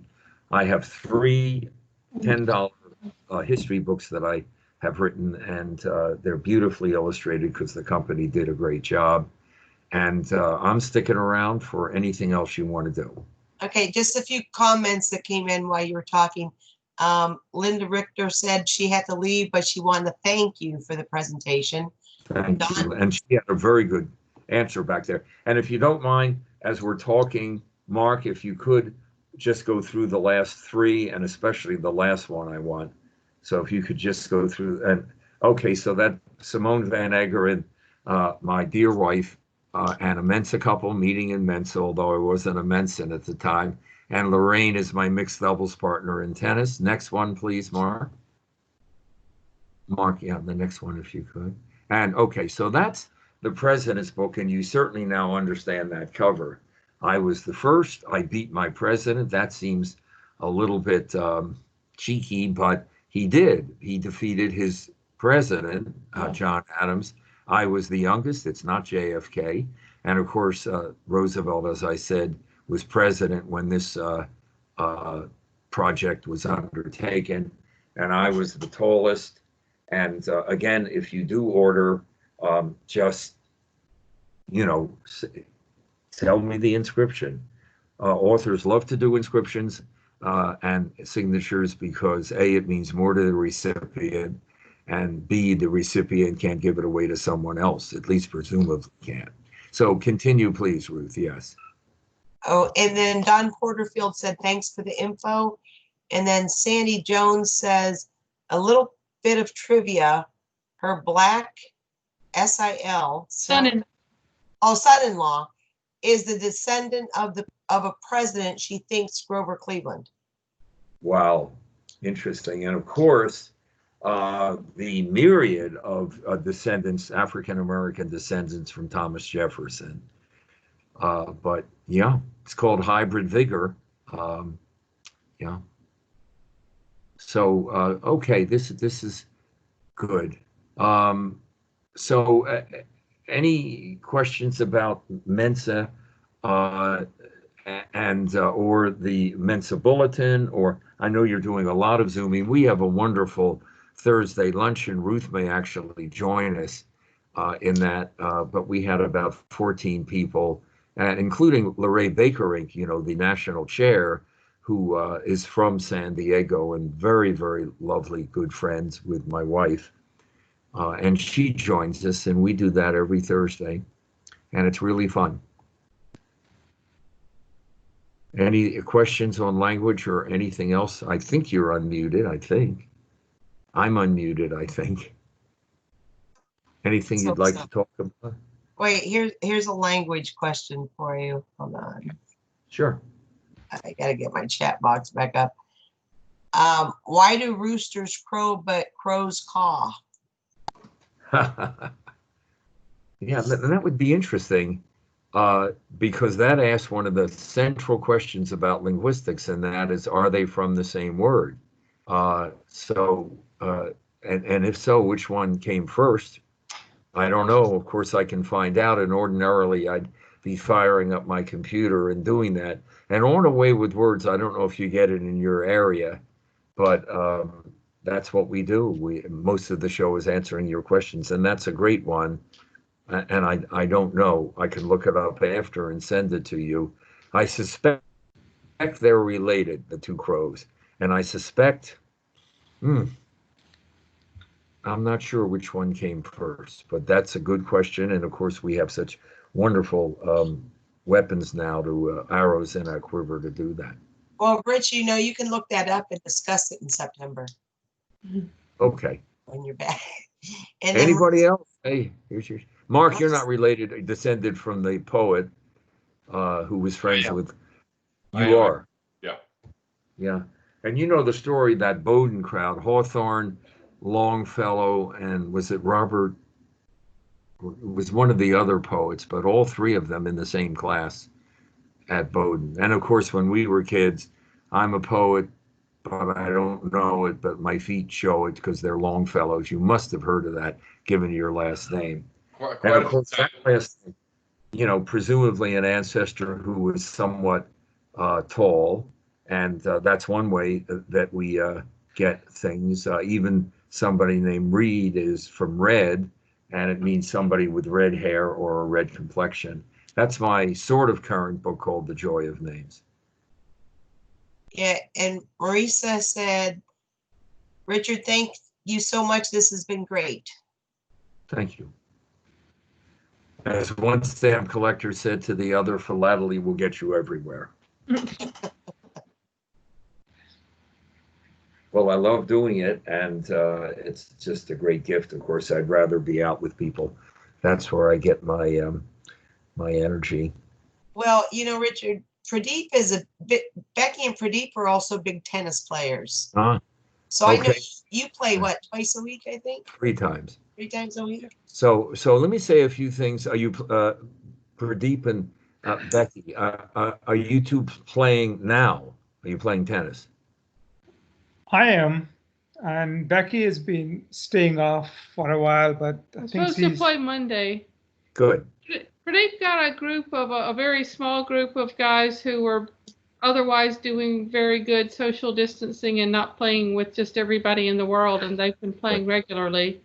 But the people I know that are playing with a lot of people and are, in my opinion, not taking very much precautions. But I'm entering this little league with a partner who's of a similar mind as I have, so I'll give it a try. Well, check in on what USTA, that's United States Tennis Association, has to say. So initially, what they said is you can play singles but not doubles, because you can get fairly close to your doubles partner and maybe yell something, and you know, out comes some of that stuff, or sweat flies, you know, who knows. But that's what they said to begin with. So I was playing what's called shadow doubles. I'm not going to take too long with this, but love to meet other tennis players. And shadow doubles is you pretend you have a partner at the net and you're serving, let's say, from the forehand side, and you pretend that you have a net player, and all you can do is, it's called also slant singles, and you just hit on the slant. If you hit straight ahead, the point's over if you're playing for points. So Right, we but did these are- that. Because your And shadow player is perfect and always hits winners, right? that's right, and but doesn't poach on your part. Yeah. So the thing about that is, and with it, and it sounds like you might be doing it, is you are not allowed to touch the other guy's balls. You have to touch only your own balls. And so the idea is, when I was doing it, that if the other guy's balls landed on my side, I don't know why you're smiling, Miss, but at any rate, you would pick up. I didn't want to touch the other Marisa, ball. what are you doing? The Me, USTA fine, did a come little on. comic about that. But the point is, you would mark each other's balls or your own balls so that you knew who was yours and who was the other player. And then if the other player's balls rolled onto your court, Marissa is saying this is the best part of the day. Yeah. But at any rate, or Marisa, you just pick it up with the right sneaker if you're right-handed, and the ball bounces up and you swat it over.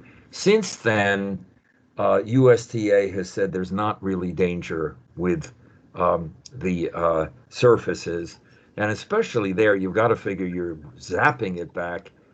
Could a virus hold on? But they are saying that's not an issue, and you can play doubles. But you want to tell each other we don't want to both go for a ball in the middle up at net or in the backcourt, and so on. And here's the thing about tennis for all of you, and I think it applies somewhat to pickleball, the fastest growing sport in America. About a year ago, maybe a little less, the Yale University School of Public Health said that tennis can add up to 9 years to your life. Look up the study. Don't take my word for it. Because it is social, it is safe. You don't easily get injured. At my age, which is 82, when there's a lob over your head and you've got a partner, you simply use the possessive pronoun yours. You go get it, because I'm going to fall ass over, butt I over use tea kettle. for Dave, and I say yours anytime I don't want to go for the ball. That is in mixed up doubles. But here's the thing you may not have thought of. It is by definition interval training. The way tennis is set up, and to some extent pickleball, but there's more proximity. As I said, the fastest growing sport in America. But what happens is you've got the slight break between points and the longer break on the odd game changeovers. And actually, nice to meet that not a lot of Mensans really get into ball sports, hikers, bikers, etc. But I have played tennis my whole life. I've played national circuit. I played for my college team. I've played age group, and it's a great sport. Okay. But you're better to err on the side of caution. But I think you can share the balls and so on. But up to you. Yes. Okay, I have a couple comments here. Tennis is lovely, but so is dinner. Thanks so much for a great talk. Glad you aren't touching anyone's balls. I don't think. Look, I'm going to get tested. Oh, wait, I didn't see the whole comment. Glad you aren't touching anybody's balls but your own. And then, wait a minute, Ruth, this is making me testy and crotchety. I don't know if I want to continue. must leave now. Thanks for a very interesting and enjoyable program. Looking forward to September. And then Richard said, COVID humor. What do you have? Yeah, that's what I was thinking. Well, wait, I'm not done with it. It's here. The Hoon Kin, the one that's deployed. Yes, thank you. Said, I have to leave now, Richard. Thank you for the fun class. I would also like to thank CBR Mensa for opening the gathering to guests. And then Wendy says, thanks, Richard. Looking forward to the September meeting. Thanks, Ruth, Mark, and CBR. So now you can, I think we still have 10 people left. Well, 10 plus, because we have doubles here. If you wanted to talk about your COVID humor. Well, okay. I mean, assuming, Mark, that's okay if we run over. Yeah, it's no worries. Okay. My motto in life is nothing exceeds like excess. So let's do it. And I have to find the humor thing. There it is, I think, because I've got paper strewn all over the place. Okay, this is an expansion of a shorter piece I had in the bulletin. I'd say about 8 months, maybe about 6 months ago. So I'm going to give you some quick etymology, and then we're going to go into the humor. And if you need me to send these to you, you don't have to write like crazy, just richardhletter@gmail.com, viral humor, and I'll send you these dozen or whatever. But this virus is not only quick acting, but it really affected our English language very rapidly. February 11th, 2020, in Geneva, the head of the World Health Organization unveiled the name of the new disease, COVID-19, and a little more than a month later, COVID-19 landed in Merriam-Webster's online dictionary, the fastest journey from conception to formal recognition in the company's nearly 200-year history. Now, COVID-19, it's what is called a clipped compound. And what it means is you're cutting off, in this case, the tail of 3 words and then sort of gluing it together. So the best example I can give you that you know is Nabisco, which you may well have identified as National Biscuit Company. But Amoco, American Oil Company, and that kind of thing. So the co in COVID, probably not news to you, but, and again, viral words, I'm happy to send you this attachment, and there it's yours. And you can use it in any way you want. But the co, of course, is corona. The vi is virus, and the d is disease. So altogether, COVID. And the 19, of course, is the year that it first started wrapping its tentacles around our globe. But also, we really know that the 19 is the average number of pounds that an American gains during the stay at home. Corona, from the Greek through Latin word for garland, wreath, or crown. And we actually have a community here called Coronado, and its symbol is the crown. And that's, of course, because of the spikes. Virus was a Latin word meaning poison, and it was specifically the venom from a snake or spider. Virus also signified filthy, slimy, referring to the foul, filthy, and slimy places that cause people to become sick from contact with contaminated water and refuse. You look at disease, meaning lack of ease, and that was the original meaning, a lack of ease. But the idea of sickness came in very late 14th century. Quarantine, from the Italian quarantina, a period of 40 days, during which, this is interesting, a widow had the right to continue living in her deceased husband's house that was to be seized for death. And then she was thrown out, but she had 40 days. Oh my God, our history. Vaccinate, from vaca, cow. Now, how does that work? Well, for centuries, smallpox was a scourge of humanity, scarring and killing millions. But then the scientist Edward Jenner, a British doctor, noticed that milkmaids did not generally get smallpox and theorized that the pus and the blisters that these women developed from cowpox protected them from the more virulent smallpox. In 1796, Jenner found that inoculating people with a serum containing the lymph gland fluid of cows infected with cowpox virus prevented a similar smallpox, and that's why vaccination, and vaccinate contain the Latin name for cow. By the way, if any of this, Ruth, would be useful in your newsletter or any other Mensa, it's yours at the drop of a request. Send it to me. There's my request. Send it to me. Okay, I'll do it after I eat some dinner here. COVID-19 has been declared a global pandemic. Well, the word epidemic originated with the Greek epidemia, from epi, among, and demos, people. So, as in democracy, of course, is a people. So that's the idea of being with people. The pan is all, as in Pan-American, panorama, panacea, and of course, pandemonium. And there's an example of how we know exactly who invented a word, because pandemonium was invented by a very inventive writer, not like Shakespeare, but pretty darn good, John Milton. It's in Paradise Lost. And pandemonium is the place of all the demons. Pan, all, demon, well, the demons, and eum, a place of.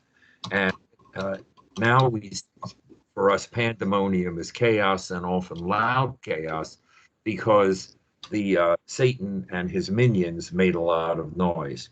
So here we go, and I will include for you Ruth and I don't know who else, and Richard. I still see you, Richard. So I really hope to hear from you, and we can connect with New Hampshire. I lived almost half my life in Concord. Thumbs up. Okay, here we go. So I'm going to tell you some COVID-19 jokes, but you won't get them for 2 weeks.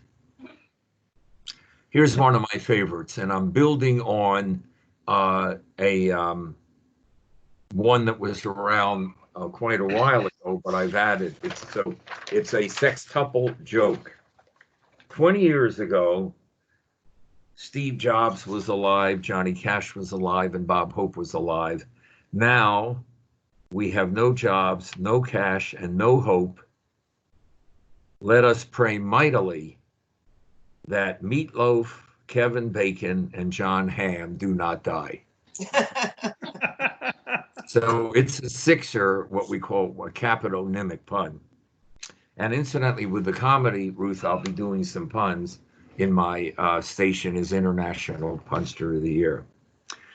Recently, John Travolta was hospitalized for suspected COVID-19, but doctors found that it was just a Saturday night fever, so he's staying alive. This is one of mine. A famous film director is making a documentary about the stay-at-home lockdown in New Jersey. His name is Quentin Quarantino. The gift of laughter. Here's one I like. Our cleaning lady texted us that she is now working from home, but she promised to send us instructions about what to do. Look, a lot of you are laughing. If you want to send it to your friends. Pradeep, and I hope I'm pronouncing it right. If not, I apologize. But for you and your lovely wife, if you'd like the origin of tennis terms, like where did we actually get love? It's not what you think.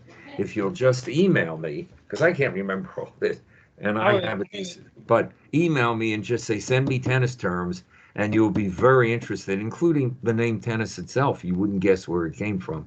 But love almost certainly is not what you think in origin. It's something else, and I have tracked it down. Is it an egg? No, and that's what everybody thinks, whoever said that. But no, it isn't the egg. And the idea with that, and a good example of just bullpucky etymology, is the egg, because in American slang, we say goose egg for a zero. So love, l'œuf in French must be the egg, l'œuf. Well, first of all, it would be neuf, an egg. It wouldn't be l'œuf. And second, if you watch the French Open, which we may still have, by the way, this year, it may be coming a couple of weeks after the fanless U.S. Open, but they say zero. The French never say l'œuf or neuf, because it isn't. And I'll give it away, and that is, it comes from neither love nor money. And love is the opposite of money. Money is something material, love isn't. So that's why we say it. Much less romantic than the other one. It's just the other one isn't true. So Flash, Israel has developed a vaccine for the coronavirus. The antibody converts the virus to Judaism and then bar mitzvahs it. After that, after the bar mitzvah, the virus never comes back. You get the idea, right? Quarantine has turned us all in the dogs. We roam the house all day looking for food. We want to run out of the house whenever the door opens. We are told no if we get too close to strangers, and we get really excited about car rides. Prediction: there will be a minor baby boom in 9 months. Then in 2033, we shall witness the rise of the quarantines, Teens. Their most popular first names will be Charmin and Scott. And when I see you September 25th, it's about 2 months from now, I guess, maybe a little less. Well, if we if we can get the green screen to work, I'll be there in a room filled to the ceiling with toilet paper. But I was supposed to be in the Oval Office today, but we had a little trouble. Snow White is down, the Six Dwarfs. Sneezy is now in quarantine. And I could maybe add also sleepy, because fatigue is one of the symptoms. These days, every day is Groundhog Day. I asked Simone today if it was too early for me to put up the Christmas tree. I have nothing better to do, so why not put up the Christmas tree? The spread of COVID-19 depends on two factors. One, how dense the population is. Two, how dense the population is. And I think I'll stop there, but great, and of course we're going to have humor. We are resilient people, and especially in Mensa, the humor. And I have a little toast for closing. Is it appropriate now to do that? Unless people want more. Let me tell you the last couple comments on here. Sandy Jones said, thanks for an interesting meeting. I was too lazy to type all Democrats. Oh, she knew it though. What all five of them had in common. She says, but I was thinking it. So. Okay, and that counts, Sandy Jones. Well, sorry, love. And then Richard said, do we have different words for a mask on mouth versus mask over eyes?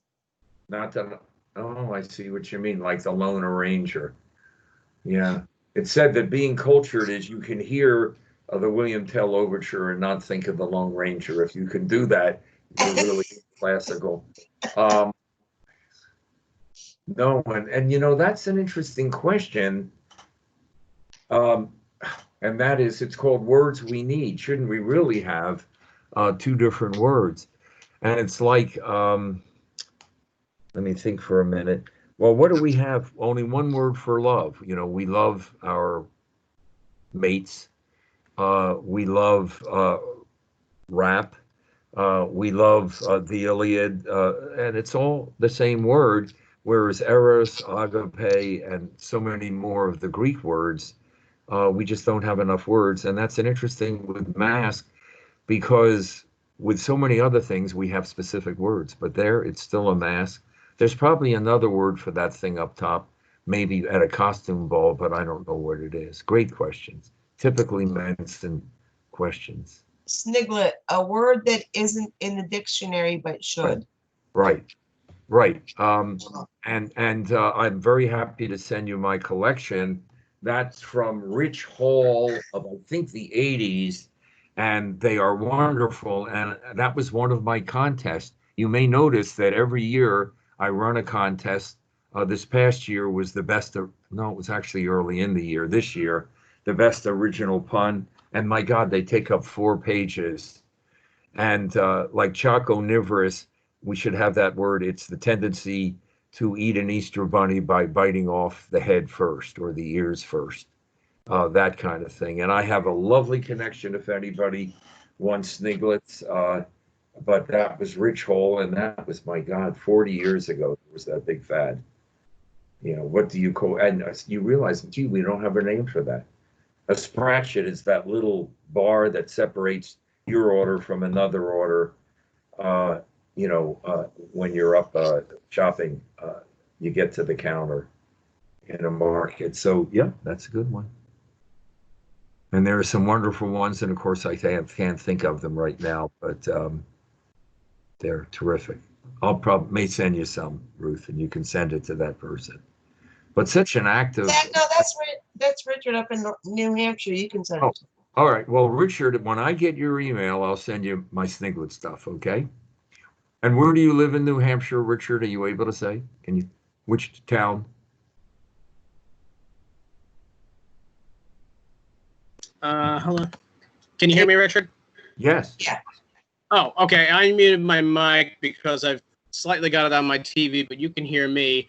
We're actually just to the west of Concord. Have you heard of Henniker? Of course, the only Hedeker on earth. You know, that's true. There's no other. I have. Yeah, very nice place. So you're pretty darn near, and you're near all that, Ruth Baker Eddy, Mary Baker Eddy, and science and Christian Christian Science. Science. Yeah, yeah. Yeah, that's great. And I hope it's going well. Do you know Deb Stone fairly well, I think, do you? She's still on XCOM, and I'm the LoCSec.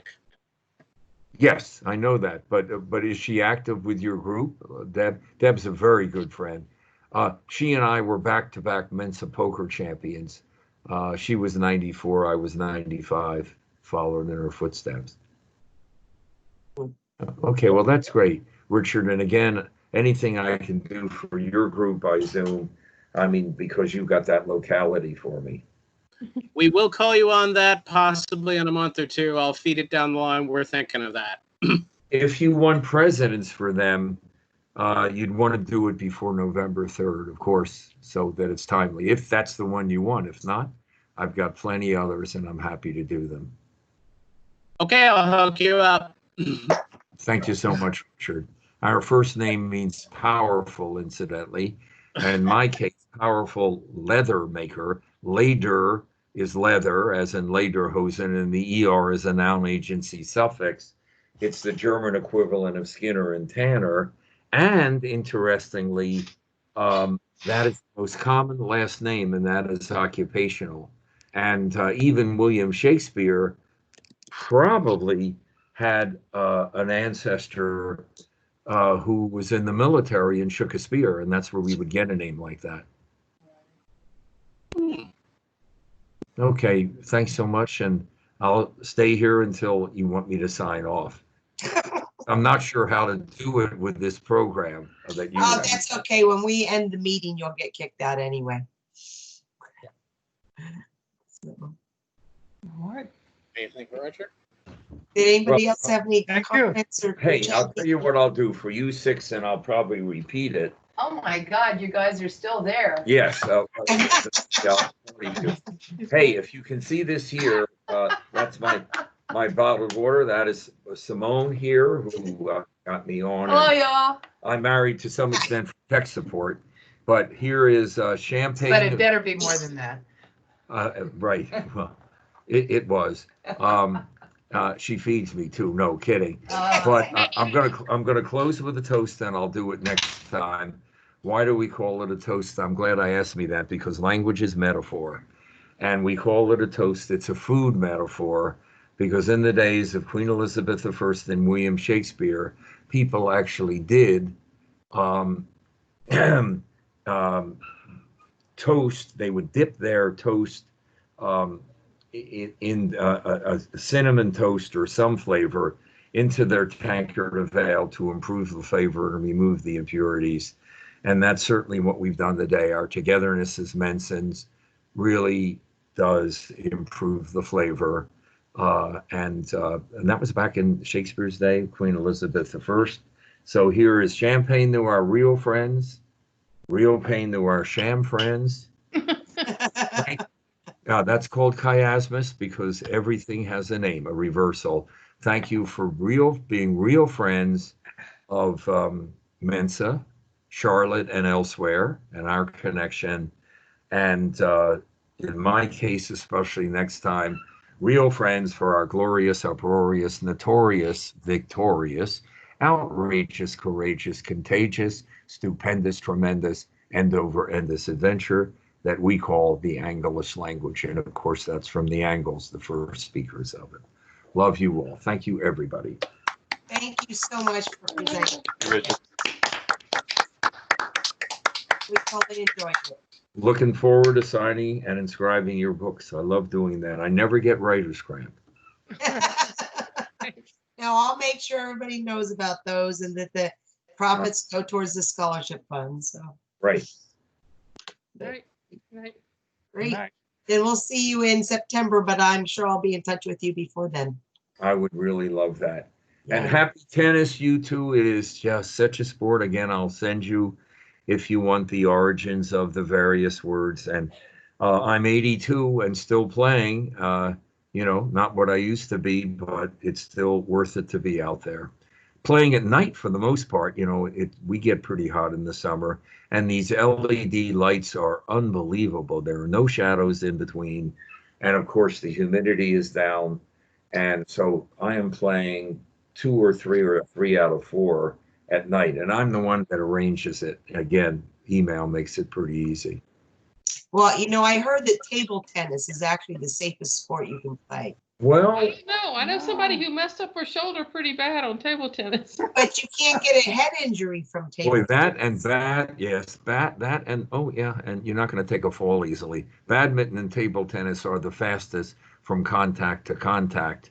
I got caught in the technical revolution going from pimple rubber, where I played very well, to the sponge rubber, which I just didn't make the transition. I was on to tennis at that point. Hey, incidentally, again, as long as people are here, and Pradeep, what's your wife's name there? What's your name, Miss? Becky. Becky, yeah, from Rebecca. So you see, But it's not. It's Becky. I'm Becky, not Rebecca. okay, you were christened, Becky? My birth certificate, Becky Hutto was my birth certificate. Yep. Oh. Well, here's what happened quickly from my daughter. Oh, I forgot to do one. I'll do it here. Oh, yeah. What happened about your daughter? Yeah, well, there goes that too. But at any rate, well, I can't remember everything. I tried. Yeah, the idea was, hey, especially when we had about 146 people there. I follow other people and how they count crowds. But at any rate, so the other one was, oh my God, look around, and OMG, somebody is in this colloquy who had a daughter fired on national television by a president of the United States. Who can that be? And the answer, of course, is me. I, because my daughter Annie Duke, at that time the winningest woman in poker history, 11 years ago, in 2009, was on Celebrity Apprentice, and okay, Crow's call, good. So somebody, I think, is giving an answer to that. But on Celebrity Apprentice with Donald Trump, and certainly that was the vehicle that, so to speak, did drive him to the presidency of the United States. And there were 16 contestants. This was the second year that it was Celebrity. And from 16 down to 2, Annie Duke and the late Joan Rivers, the last late, 14 fired, including the American ambassador to North Korea, and that, of course, was Dennis Rodman, and down to 2, and then Joan won. Very, very good for Annie's career. And some interesting behind the scenes stuff, but that could get a little political, so I will not do it. But at any rate, Becky and Pradeep, so Annie, much later, for this year, gave me 2 courtside seat tickets, a voucher there for the U.S. Open. This year? Yes. In New York, and now we know, of course, that's good. And I'm thinking, wait a minute, if you don't mind my schmoozing tennis a little bit, wait a minute.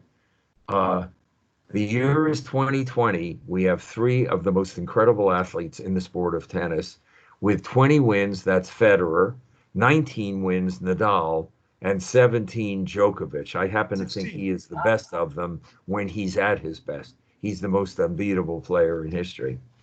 So I said, if Nadal wins the French, this is before the virus visited, then he'd have 20, and I could be courtside in the year 2020 watching 2020.